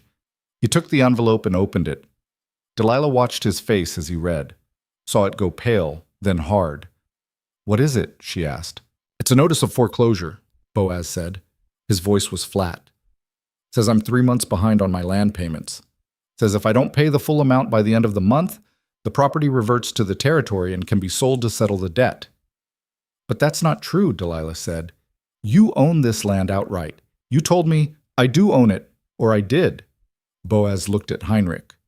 Who filed this? Don't know. But I can guess. Heinrich's expression was grim. Marcus has friends at the land office. Friends who can file paperwork that looks official even when it's not. So it's fake? Probably. But by the time you prove it's fake, the deadline will have passed. And if you miss the deadline, the seizure becomes legal. Heinrich shook his head. It's a trap. He's trying to force you off the land legally, or force you to leave the ranch to go fight it in the territorial capital, where he can burn the place down while I'm gone, Boaz finished. Exactly. Delilah felt trapped. Every direction they turned, Marcus had already thought 3 steps ahead. The fire, the false accusations, the fake legal documents, all of it designed to box them in, give them no options. There has to be something we can do, she said. Heinrich was quiet for a moment. Then he said, "There might be, but you won't like it." "Tell me," Boaz said. "Marcus is powerful because he has friends. The sheriff, the land office, half the businessmen in town. They all owe him favors or fear him." Heinrich looked at Boaz. "But there are people who don't. People who've been hurt by him. People who'd like to see him taken down a peg." "Like who?" "Like the families whose men have been injured or killed working in his lumber camps. Like the merchants he's undercut to drive out of business. Like the widow he's been pressuring to sell her late husband's timber rights." Heinrich paused. "Like me. He owns the building where my shop is. Raised my rent 3 times in the past year, trying to force me out." Boaz was listening carefully now. "What are you suggesting?" "I'm suggesting you stop fighting this alone. You build alliances. You get people on your side. You make this a public fight that Marcus can't win without showing his true colors to the whole town." "Nobody in that town cares what happens to me," Boaz said. "Maybe not, but they care what happens to them. And if they see Marcus for what he is, a man who'll use violence and fraud to get what he wants, they'll realize they could be next." Delilah looked at Boaz. "He's right. We can't win this alone. We need help." Boaz didn't answer for a long time. She could see him struggling with it. His natural instinct was to handle everything himself, to not ask for help, to not trust anyone. But finally, he nodded. "All right, we try it your way. But I don't even know where to start." "I do," Heinrich said. "There's a woman named Ada Fletcher. Her husband died in one of Marcus's camps last year. Equipment failure that should have been prevented. She's been trying to get compensation, but Marcus has stonewalled her. She'd help if you asked." "And the others?" "There's a shopkeeper named James Worth. Marcus drove him out of business 2 years ago, and he's been bitter ever since. There's the widow I mentioned, Ellen Price. Her husband owned timberland that Marcus wants. He's been harassing her to sell." Heinrich ticked them off on his fingers. "There are others. Not many, but enough. If you can get them together, get them to stand with you, you might have a chance." It wasn't much. A handful of people Marcus had wronged, all of them probably scared, all of them with their own problems. But it was more than nothing. "I'll talk to them," Boaz said. "We'll talk to them," Delilah corrected. Boaz looked at her, started to argue, then stopped. "We'll talk to them." Heinrich stayed for coffee, then rode back to town before dark. He left them with a list of names and where to find them. That night, Delilah and Boaz sat at the table making plans. "We go tomorrow," Boaz said. "Talk to as many of them as we can. See if they're willing to stand with us. And if they're not, then we're back where we started, fighting alone." He looked at her. "You don't have to do this. This fight is mine. If you want to—" "Stop," Delilah said. "Stop trying to give me an out. I'm in this. All the way." "Why?" It was the same question he'd asked before, but this time Delilah had an answer. "Because, for the first time in my life, I'm fighting for something that's mine," she said. "Not something that was my husband's, or my father's, or that I'm supposed to be grateful for. This place, this life, I helped build it, and I'll be damned if I let Marcus Tully take it." Boaz reached across the table and took her hand. His palm was rough and scarred, but his grip was gentle. "Thank you," he said quietly. Delilah squeezed back. "Don't thank me yet. Wait until we see if this actually works." They sat like that for a moment, hands clasped across the table, the cabin quiet around them. Outside, the wind picked up, rattling the shutters. Winter wasn't done with them yet. But for the first time since the barn burned, Delilah felt something other than fear and anger. She felt hope. They rode into Jasper Hollow the next morning under a sky that threatened snow. Delilah could feel the weight of eyes on them from the moment they entered town, the same as always, but this time she didn't look away. She kept her chin up and met those stares with her own. Ada Fletcher lived in a small house on the east side of town, near the creek. The paint was peeling, the front steps sagged, and there was a quality of neglect that spoke to someone barely holding on. Boaz knocked on the door and waited. The woman who answered was younger than Delilah expected, maybe 30, with dark hair pulled back and eyes that had seen too much. She looked at Boaz, then at Delilah, and her expression was wary. "Mrs. Fletcher?" Boaz asked. "Who's asking?" "My name is Boaz Creed. This is Delilah Monroe." Heinrich sent us. Ada's expression softened slightly at Heinrich's name. What do you want? To talk about Marcus Tully. Ada's face went hard. I don't want trouble. Neither do we. But we've got it anyway. Boaz shifted his weight. Can we come in? Just for a few minutes. Ada hesitated, then stepped aside. Make it quick. I've got washing to finish before the snow comes. The inside of the house was clean but sparse. There was a table, 2 chairs, a narrow bed in the corner. Children's drawings hung on one wall, crude pictures of horses and houses and stick-figure families. Your children? Delilah asked, nodding toward the drawings. My son. He's 7. He's at school right now. Ada crossed her arms. What do you want to know about Marcus Tully? Boaz told her about the barn, the threats, the fake foreclosure notice. Ada listened without interrupting, her face growing darker with each detail. Sounds like Marcus, she said when he finished.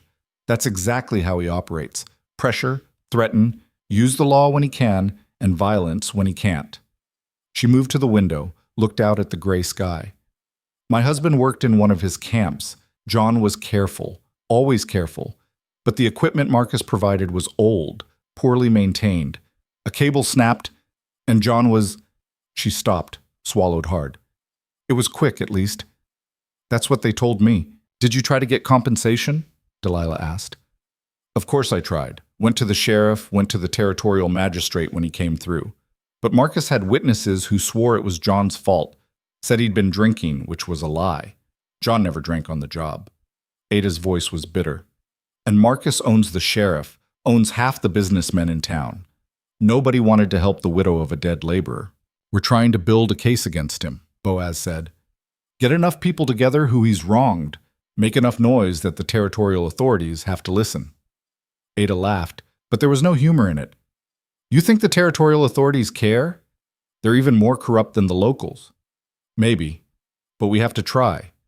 Boaz leaned forward. We can't do it alone. We need people willing to stand up and tell their stories, people willing to testify to what Marcus has done. Testify where? To who? We're still working that out, Delilah admitted. But Heinrich thinks if we can get enough people together, we can force a real investigation. Ada looked at her for a long moment. And what happens when Marcus finds out? When he realizes I'm working against him? He's already won if we let fear stop us, Delilah said. He's counting on all of us being too scared to fight back.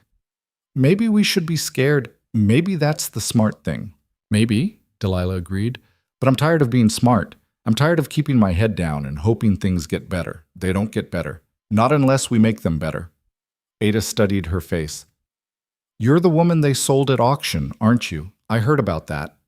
Delilah felt heat rise in her cheeks but didn't look away. Yes.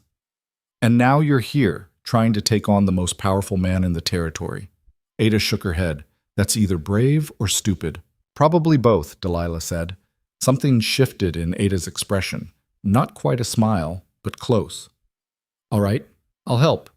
I'll tell my story, but I can't promise it'll make a difference. It will, Boaz said. Every voice matters. They left Ada's house with one ally. It wasn't much, but it was a start. Next was James Worth. Heinrich had said he ran a small repair shop on the outskirts of town, fixing tools and equipment for farmers and ranchers. They found the shop easily enough, a low building with a crooked sign and smoke coming from a forge inside. James Worth was a compact man in his 50s with arms like tree trunks and a face weathered by years of hard work. He was hammering out a bent plowshare when they walked in, and he didn't stop until he'd finished the piece to his satisfaction. Help you? He asked, setting down his hammer. Boaz introduced them and explained their purpose.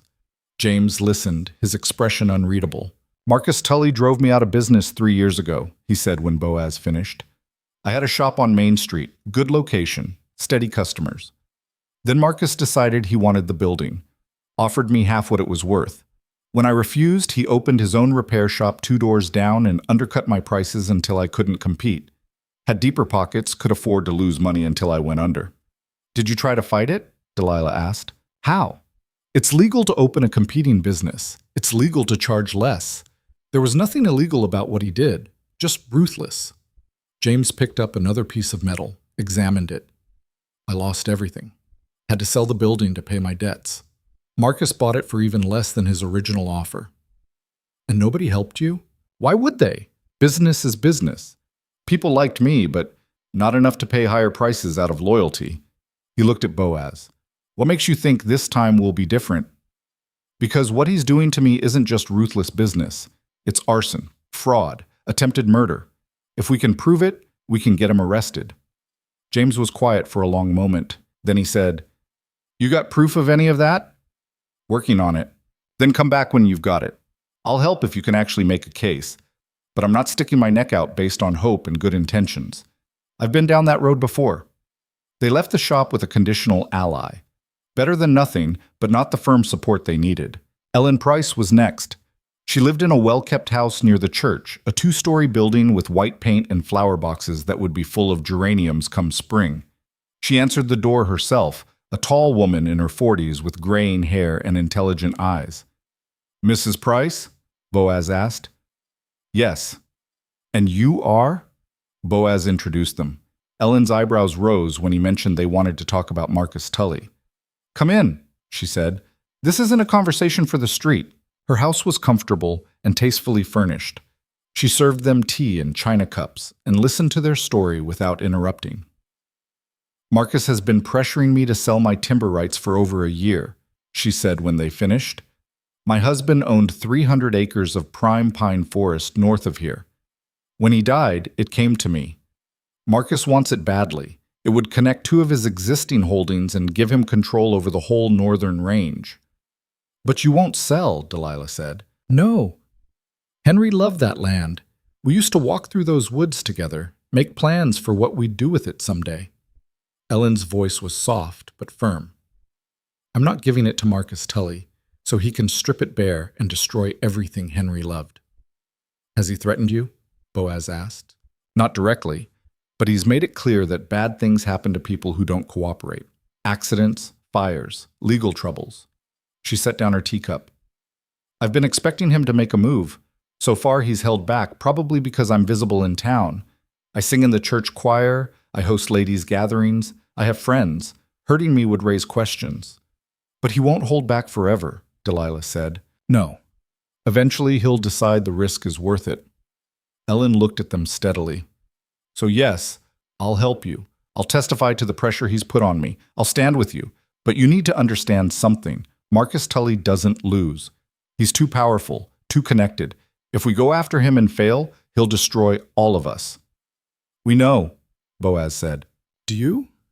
Ellen's gaze was sharp. "Because I'm not sure you do. This isn't just about your ranch anymore. If we make this public, if we accuse him openly, every person who stands with you becomes a target. Are you prepared for that responsibility?" Delilah felt the weight of that question. Ellen was right. They were asking people to put themselves at risk. If this went wrong, it wouldn't just be Boaz and Delilah who paid the price. "We understand," Delilah said, "and if anyone wants to back out, we won't hold it against them. But we have to try. Because if we don't, Marcus just keeps winning. He keeps hurting people, and it never stops." Ellen studied her for a moment, then nodded. "All right, count me in." They spent the rest of the day visiting the other names on Heinrich's list. Some agreed to help. Others refused, too afraid or too beaten down to fight back. By the time the sun started to set, they had 5 people willing to stand with them. Ada Fletcher, Ellen Price, a farmer named Robert Chen, whose water rights Marcus had tried to steal, a former lumber camp supervisor named Thomas Green, who'd been fired for reporting safety violations, and Heinrich himself. 6 people total, counting Boaz and Delilah. Not an army, but maybe enough. They gathered that evening at Ellen Price's house. She had the most space and the most respectability, which mattered. Ellen served coffee and bread, and they sat around her dining table like they were planning something ordinary instead of a fight against the most powerful man in the territory. "First things first," Heinrich said. "We need documentation. Every piece of evidence we can gather about what Marcus has done." "I have the foreclosure notice," Boaz said. "It's fake, but proving it's fake will take time." "I have letters," Ellen said. "Marcus has written to me several times with offers for my timber rights. The last one was more threatening than the others. I kept it. I kept records of the safety violations I reported, Thomas Green added. Marcus fired me the day after I filed the report with the Territorial Labor Office. That can't be a coincidence. Ada spoke up quietly. I don't have papers, but I have witnesses. Men who worked in the camp with John. They saw the equipment, knew it was dangerous. They might be willing to talk. That's good, Heinrich said. We need testimony as well as documents. The more evidence we can compile, the stronger our case. Case for what? Robert Chen asked. He was a quiet man who'd barely spoken since they arrived. Who are we presenting this evidence to? That was the question nobody had answered yet. The territorial magistrate comes through in 6 weeks, Ellen said. We could present it to him. He's in Marcus's pocket too, Thomas said. I've seen them drinking together at the saloon. What about the federal marshal? Delilah suggested. Don't they have jurisdiction over territorial disputes? They do, Heinrich said. But getting a federal marshal to investigate would require significant evidence of federal crimes. We'd need to prove fraud, maybe mail fraud if Marcus used the postal service for any of his schemes. The foreclosure notice came through the mail, Boaz said. If we can prove it's fraudulent, that's mail fraud. Heinrich nodded slowly. That could work. It's a federal crime, which puts it under federal jurisdiction. If we can build a solid case, we could request a federal investigation. How long would that take? Ada asked. Months, maybe longer. We don't have months, Boaz said. The foreclosure deadline is in 3 weeks. If I don't contest it before then, I lose the land automatically. Then we need a 2-part strategy, Ellen said. She was clearly used to organizing things, to thinking through complex problems. Short term, we fight the foreclosure notice. Get it dismissed or delayed. Long term, we build the federal case against Marcus. How do we fight the foreclosure? Delilah asked. We need a lawyer, Ellen said. Someone willing to file the paperwork, argue in front of the land office. We can't afford a lawyer, Boaz said flatly. I can, Ellen said. I have money. Henry left me well provided for. I'll hire someone. Boaz shook his head. I can't ask you to. You're not asking, I'm offering. This benefits all of us. If Marcus takes your land, he gets bolder. He comes after the rest of us harder. Ellen's voice was firm. We're in this together now. That means we pool our resources. Boaz looked like he wanted to argue, but Delilah put her hand on his arm. Let her help. He was quiet for a moment, then nodded. Thank you. They spent the next 2 hours going through everything they knew, building a timeline of Marcus's actions, identifying which crimes they could prove and which were just suspicions.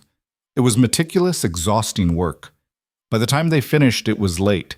Snow had started falling outside, light flakes that caught the lamplight. We meet again in 3 days, Heinrich said. Same place.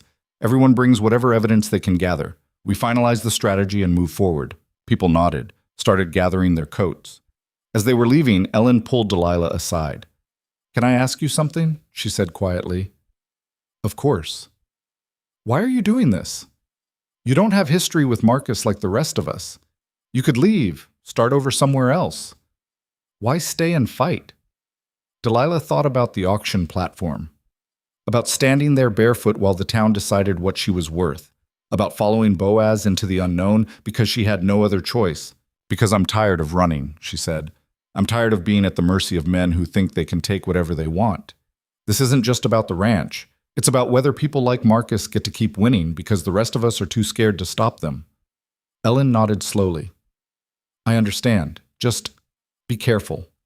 Marcus is dangerous, and he's not going to take this lying down. I know. They rode back to the ranch through the falling snow. Boaz was quiet, lost in thought. Delilah didn't push him to talk. She knew he was processing everything, weighing risks, considering angles. When they got home, they took care of the animals and went inside. Boaz built up the fire while Delilah made a simple dinner. They ate in their usual silence, but it felt different tonight, heavier. After dinner, Boaz stood at the window looking out at the darkness. I keep thinking about what Ellen said, he said finally, about how everyone who helps us becomes a target. I know. If something happens to them because of me, it won't be because of you, Delilah cut him off. It'll be because of Marcus. Don't take his guilt onto yourself. Boaz turned from the window. You make it sound simple. It is simple. He's the one doing wrong. We're just refusing to let him get away with it. She stood up, crossed to where he stood. Stop trying to carry everything alone. That's not how this works anymore. What do you mean? I mean, we're partners in this, equal partners. You don't make decisions for me, and I don't let you shoulder all the responsibility. She looked up at him. We're in this together, all the way. Boaz looked down at her, and something in his expression softened. When did you get so stubborn? I've always been stubborn. You just didn't notice. I noticed. He reached up, and for a moment Delilah thought he was going to touch her face, but he dropped his hand. I'm going to check the perimeter, make sure nothing's out of place. He grabbed the rifle and went outside. Delilah stood alone in the cabin, her heart beating faster than it should. There had been a moment there, a moment when something could have shifted between them. But Boaz had pulled back, and she didn't know if she was relieved or disappointed. She cleaned up from dinner, banked the fire, got ready for bed. When Boaz came back inside 20 minutes later, everything looked normal, like nothing had almost happened. All clear, he said. Good. He climbed to the loft. Delilah lay down in the bed. They said goodnight, and the cabin fell silent. But Delilah lay awake for a long time, thinking about the way Boaz had looked at her, about the way his hand had almost touched her face, about the fact that somewhere along the way, this had stopped being just about survival and had become something else, something she wasn't ready to name yet. The next 3 days passed in a blur of activity. They worked on finishing the new barn during the day. It was nearly complete now, just a few more boards to nail down. At night, they went through every scrap of paper Boaz had related to his land ownership, looking for anything that could help fight the foreclosure. On the third day, they rode back to Ellen's house for the second meeting. Everyone was there, and they'd all brought evidence. Ellen had 5 letters from Marcus, each one escalating in tone from polite offers to barely veiled threats. Thomas had a thick file of safety violation reports, along with the termination letter that had fired him the same day he filed his last report. Robert had surveyor's documents showing that the water rights Marcus claimed were rightfully his. Ada had brought 3 men who'd worked in the lumber camp with her husband, rough, nervous men who clearly didn't want to be there but had come anyway out of loyalty to John Fletcher's memory. Heinrich had done something brilliant. He'd gone through the public records at the land office and found a pattern. Over the past 5 years, Marcus had acquired 12 properties through foreclosure or forced sale. In every case, the previous owner had reported threats, accidents, or legal troubles in the months leading up to the sale. It's a pattern of behavior, Heinrich said, spreading the documents across Ellen's table. 1 or 2 could be coincidence. 12 is a strategy. Will this be enough? Boaz asked. For the federal case, maybe? For the foreclosure fight, it's good supporting evidence, but not conclusive. We still need the lawyer. I've retained one, Ellen said. His name is Michael Santos. He's based in Helena, but he's willing to travel here for the hearing. He specializes in land disputes and has a good reputation. When can he get here? Boaz asked. He's coming next week. He'll review the foreclosure notice, file the necessary objections, and represent you at the hearing.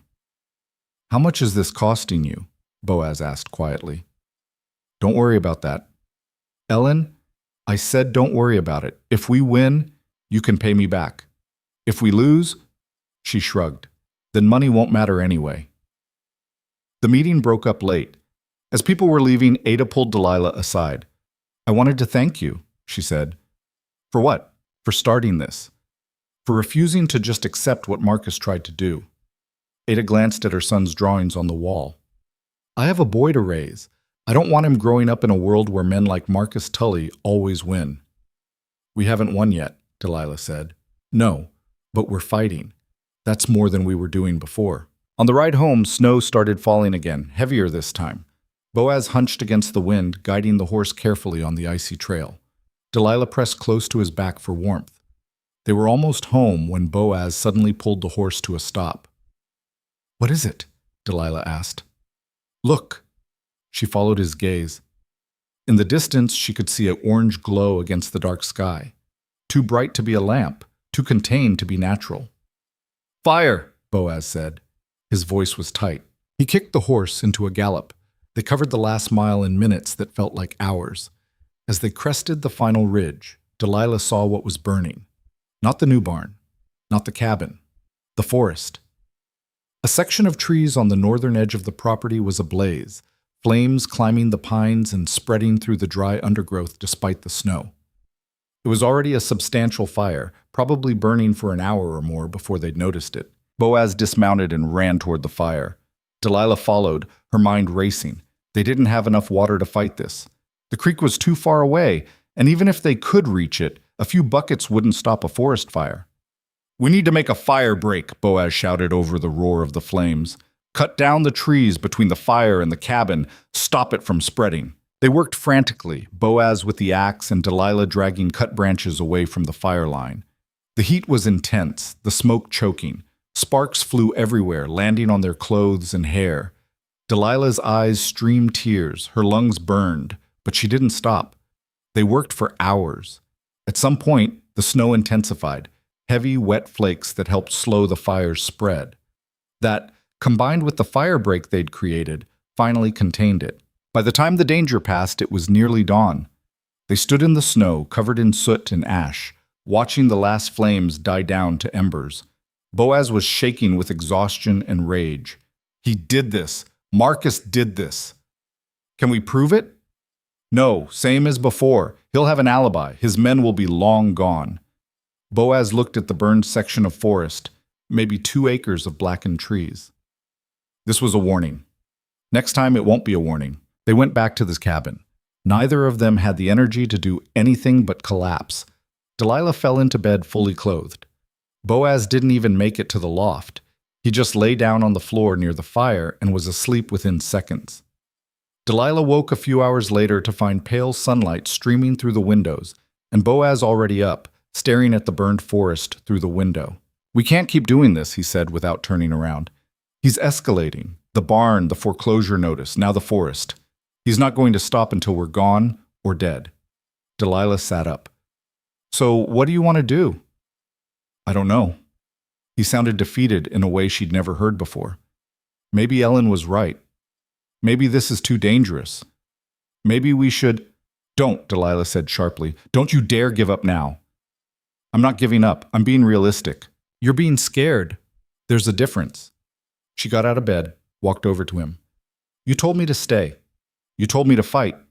You said you needed me here. Did you mean any of that?" "Of course I meant it."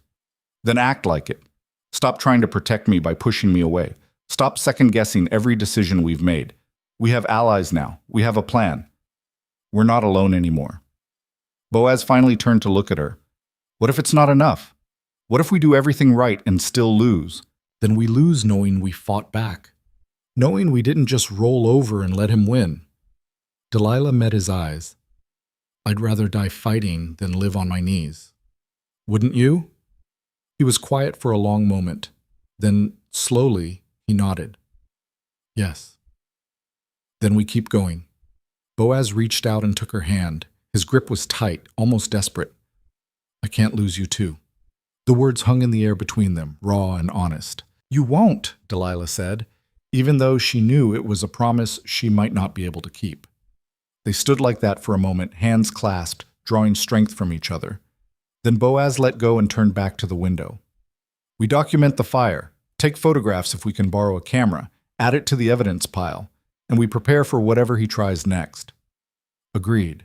They spent the day documenting the damage, riding into town to report the fire to the sheriff, who predictably suggested it was probably caused by lightning, and checking in with their allies to let them know what had happened. The lawyer, Michael Santos, arrived the following week. He was a small man with sharp eyes and a mind that worked faster than anyone Delilah had ever met. He reviewed the foreclosure notice, asked 100 questions, and declared it obviously fraudulent. "The land office will have to dismiss this," he said confidently.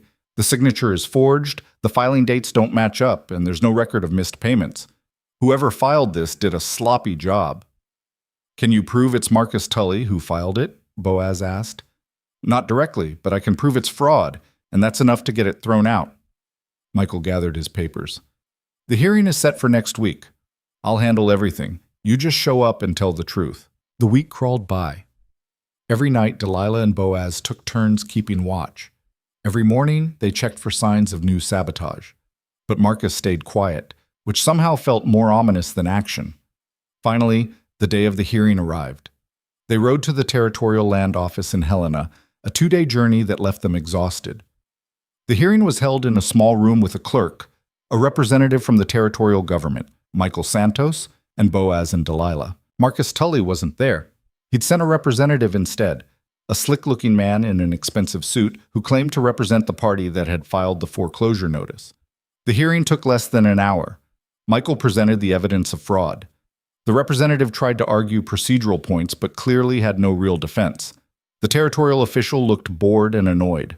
"The foreclosure notice is dismissed," he said finally. "The land remains in Mr. Creed's possession. Next case." Just like that, it was over.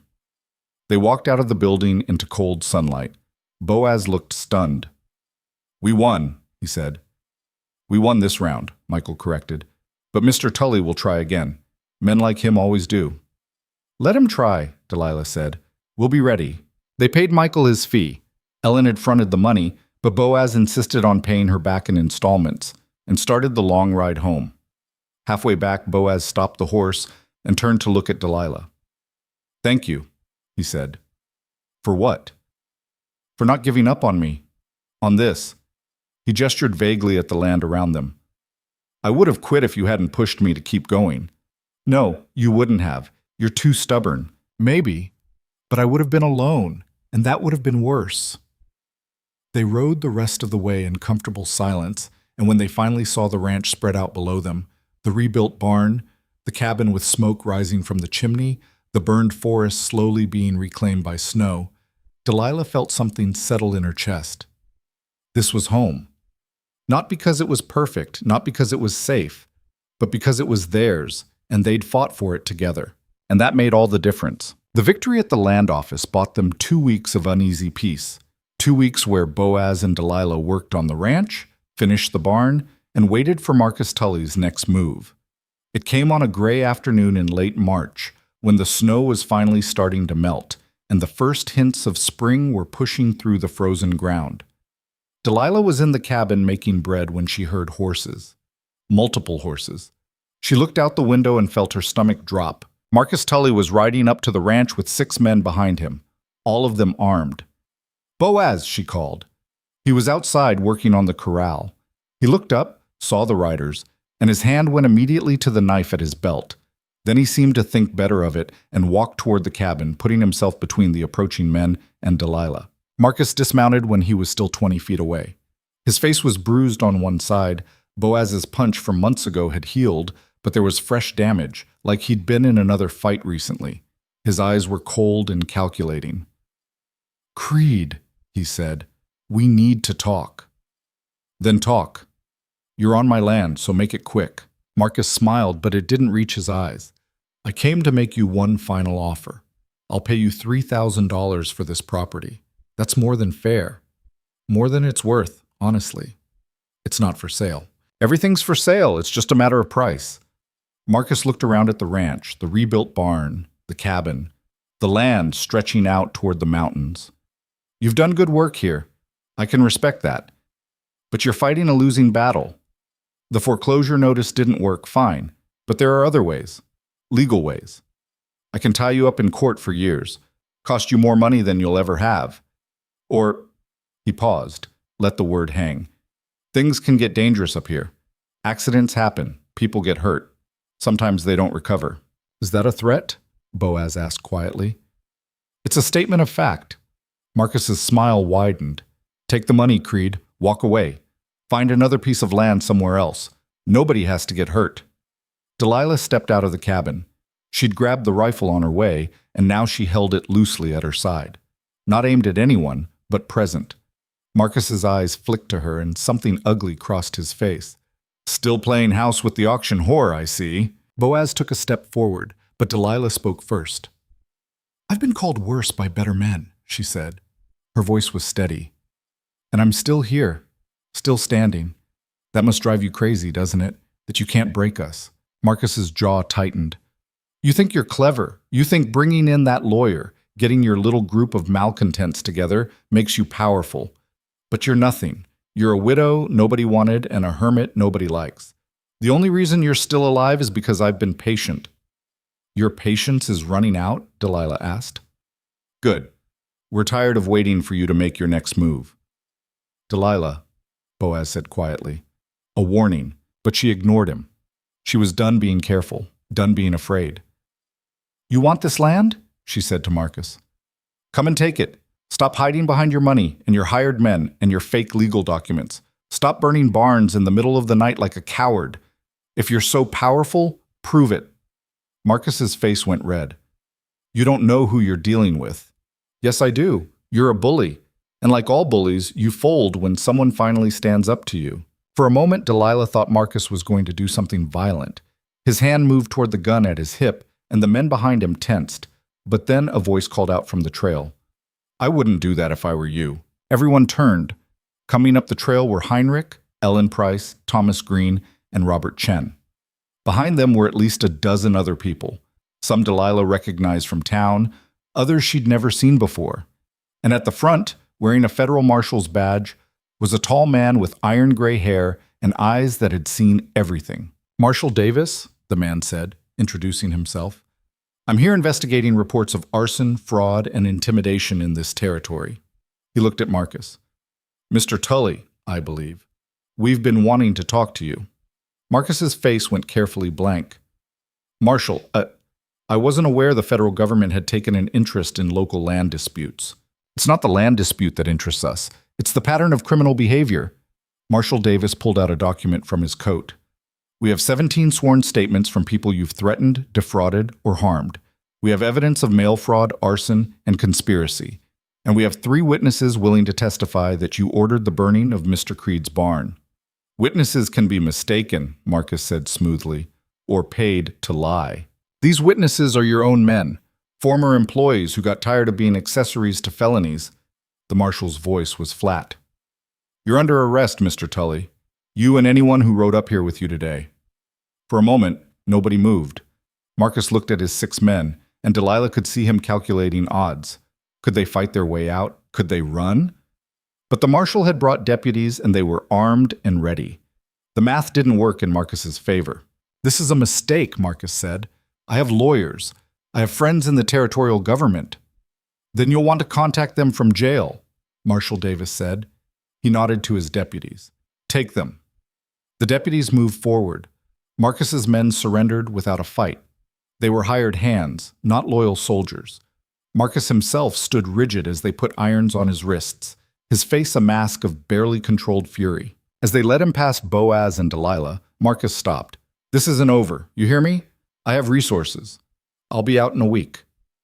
Maybe, Delilah said, but we'll still be here. And next time you come for us, we'll have even more people standing with us. How many times do you want to lose before you figure out you can't win? Marcus didn't answer. The deputies led him away. When they were gone, Marshal Davis approached Boaz and Delilah. I want to thank you for your cooperation in this investigation. Your documentation and testimony were instrumental in building this case. We didn't do it alone, Boaz said, nodding toward Heinrich and the others. They did most of the work. Everyone did their part. That's how justice works when it actually works. The marshal tipped his hat. I'll need formal statements from both of you, but that can wait a few days. You've earned a rest. He rode off with his prisoners and deputies, leaving Boaz and Delilah standing in front of their cabin with their small group of allies. Ellen Price came forward and hugged Delilah, which surprised her so much she almost dropped the rifle. You were magnificent, Ellen said. The way you stood up to him. I've never seen anything like it. I was terrified, Delilah admitted.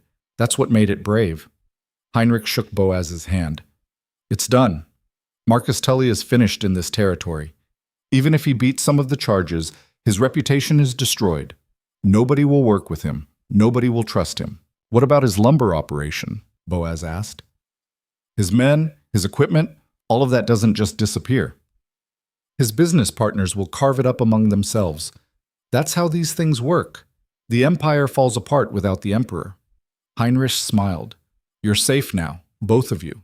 The group stayed for a while, celebrating in their quiet way with coffee and the bread Delilah had been making when Marcus arrived.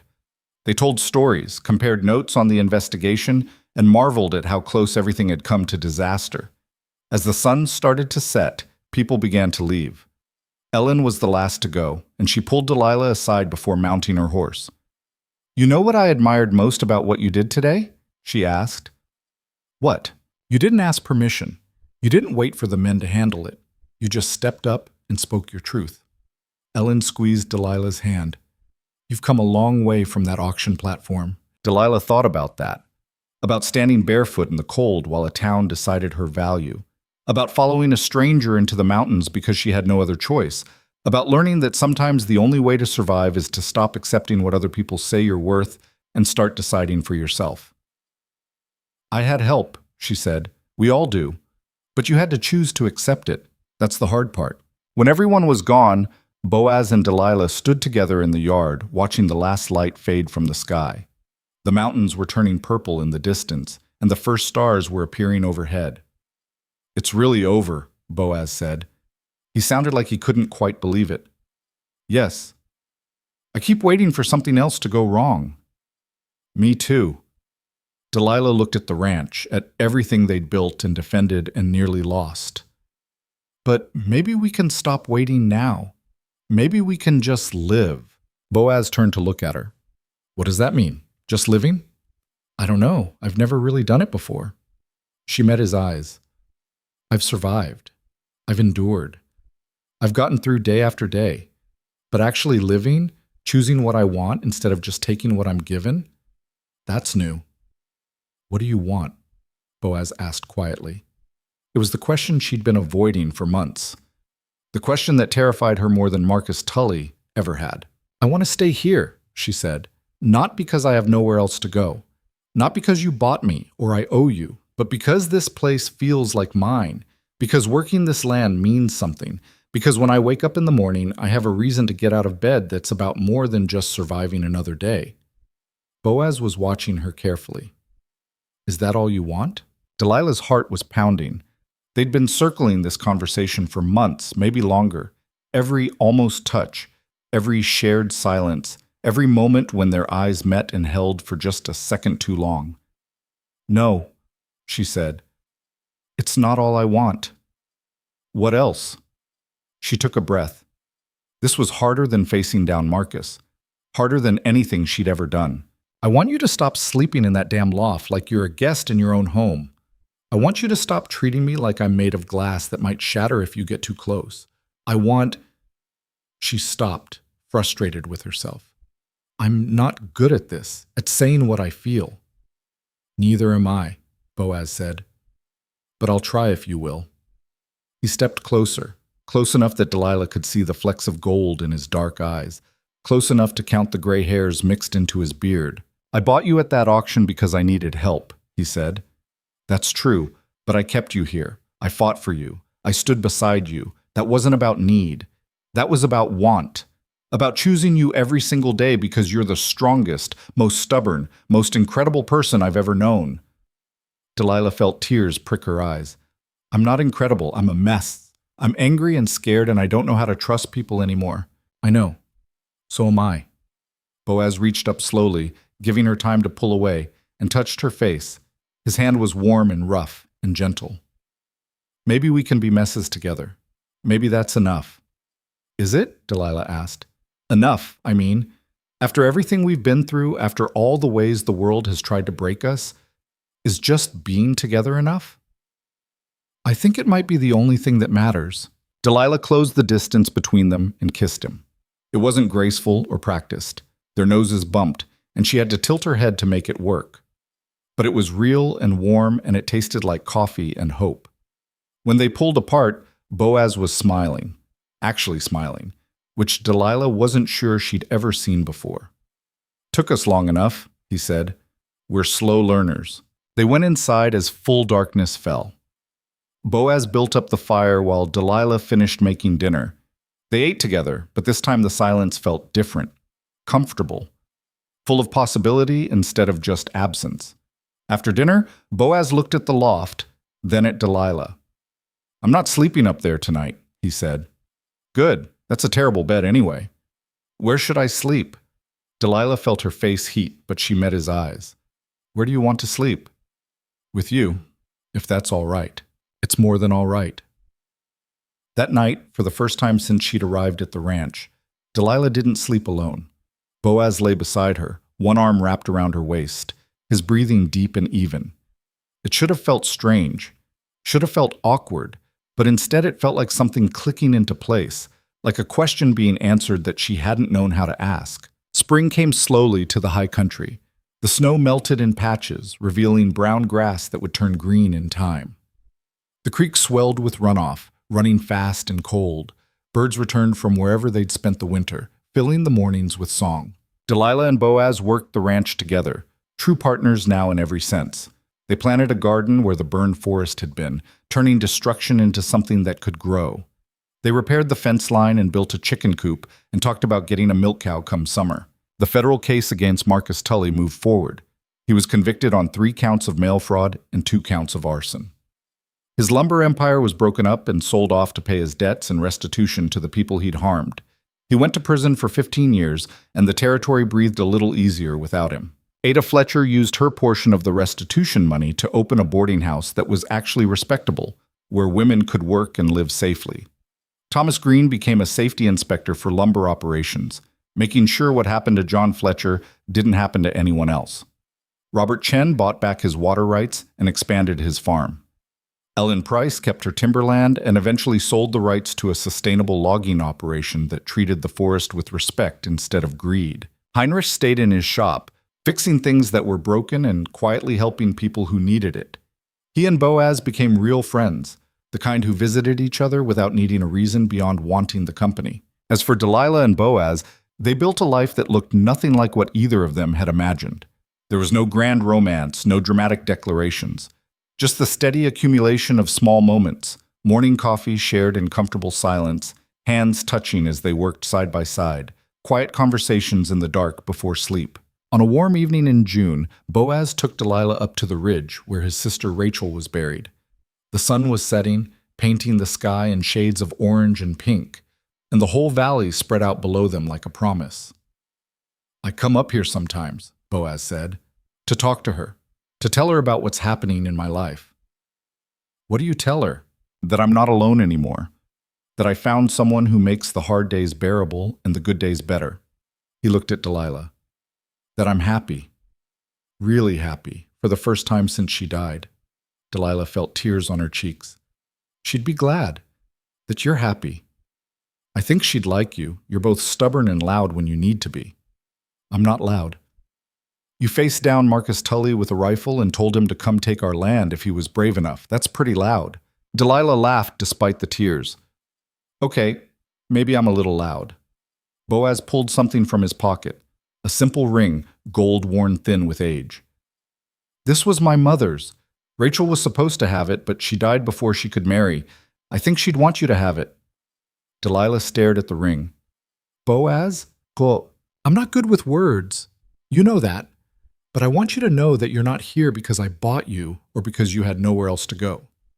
You're here because I choose you. Every day, I choose you. And if you'll have me, I'd like to spend the rest of my life choosing you."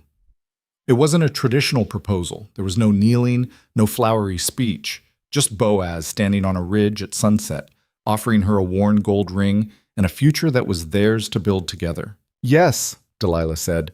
"Yes, I'll have you. I choose you too." He slipped the ring onto her finger. It fit perfectly, like it had been waiting for her all along. They were married in late summer by a traveling preacher who came through the territory. The ceremony was small, just their group of allies and a few neighbors who'd become friends. Ellen cried. Heinrich gave a toast that was surprisingly eloquent. Ada brought her son, who asked if this meant Boaz and Delilah were going to have babies, which made everyone laugh. The reception was held at the ranch with tables set up in the yard and food that everyone had contributed. It wasn't fancy or elegant.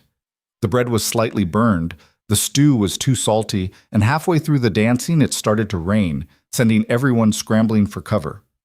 But Delilah stood in the doorway of the cabin, watching people laugh and eat and celebrate, and felt something she'd almost forgotten existed. Joy. Pure, uncomplicated joy. Boaz came up behind her, put his arms around her waist, and rested his chin on her shoulder. "What are you thinking?" "That I was sold for $17.50, and I thought that was my value. That's what I was worth." "And now? Now I know that worth isn't something someone else gets to decide. It's not a price at an auction or a number in a ledger. It's what you believe about yourself, what you're willing to fight for. She turned in his arms to face him. I'm worth fighting for. This life is worth fighting for. And I'll never forget that again. Good, Boaz said, because I plan to remind you every day for the rest of our lives. The rain stopped as suddenly as it had started, and someone called for more music.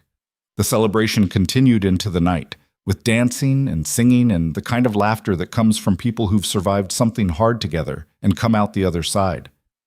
As the stars appeared overhead, Delilah looked around at the life she'd built, at the ranch that was hers, at the husband who was her partner in every sense of the word, at the friends who'd stood with her when it mattered most. She thought about the woman she'd been on that auction platform, broken, desperate, convinced she was worthless. That woman was gone. In her place was someone stronger, someone who'd learned that the measure of a person isn't what they're sold for, but what they refuse to be bought away from. She'd been reduced to nothing and had built herself back into something that mattered. Not because someone gave her value, but because she'd claimed it for herself. And that, Delilah thought, as Boaz spun her around in an impromptu dance while their friends cheered, was worth more than all the gold in the world. The first snow came early that year, in October instead of November. Delilah woke to find the world transformed, everything covered in a blanket of white that sparkled in the morning sun. She lay in bed for a moment, listening to Boaz's steady breathing beside her, feeling the weight of the quilt Rachel had made years ago, looking at the cabin that had become her home. This was her life now. Not perfect, not easy, but hers. Chosen and fought for and built with her own hands. She got up carefully, trying not to wake Boaz, and went to the window. The ranch looked peaceful in the snow. The barn stood solid and strong. The garden beds were covered until spring. The mountains rose in the distance, eternal and unchanging, and Delilah realized something that made her smile. She wasn't afraid anymore. Not of winter, not of hardship, not of what tomorrow might bring. She'd learned that she was strong enough to face whatever came. Strong enough to fight when she needed to fight, to ask for help when she needed help, to stand up and say no more when the world tried to push her down. That was the real victory. Not defeating Marcus Tully, not winning the legal battles, not even finding love in the last place she expected it. The real victory was learning that she deserved all of it. The love, the home, the life she wanted. That she'd always deserved it, even when the world tried to tell her otherwise. Boaz stirred behind her. "Come back to bed," he mumbled. "It's cold." Delilah smiled and returned to the warmth of the quilts, to the warmth of her husband's arms, to the warmth of a life that was finally truly hers. Outside, the snow kept falling, covering the scars and the struggles and the hard-won victories in a clean white blanket. But underneath, the land remained, strong and enduring and ready for whatever came next, just like Delilah herself. She'd been sold for $17.50 on the coldest day of winter, and she'd thought that was the end of her story. But it had only been the beginning.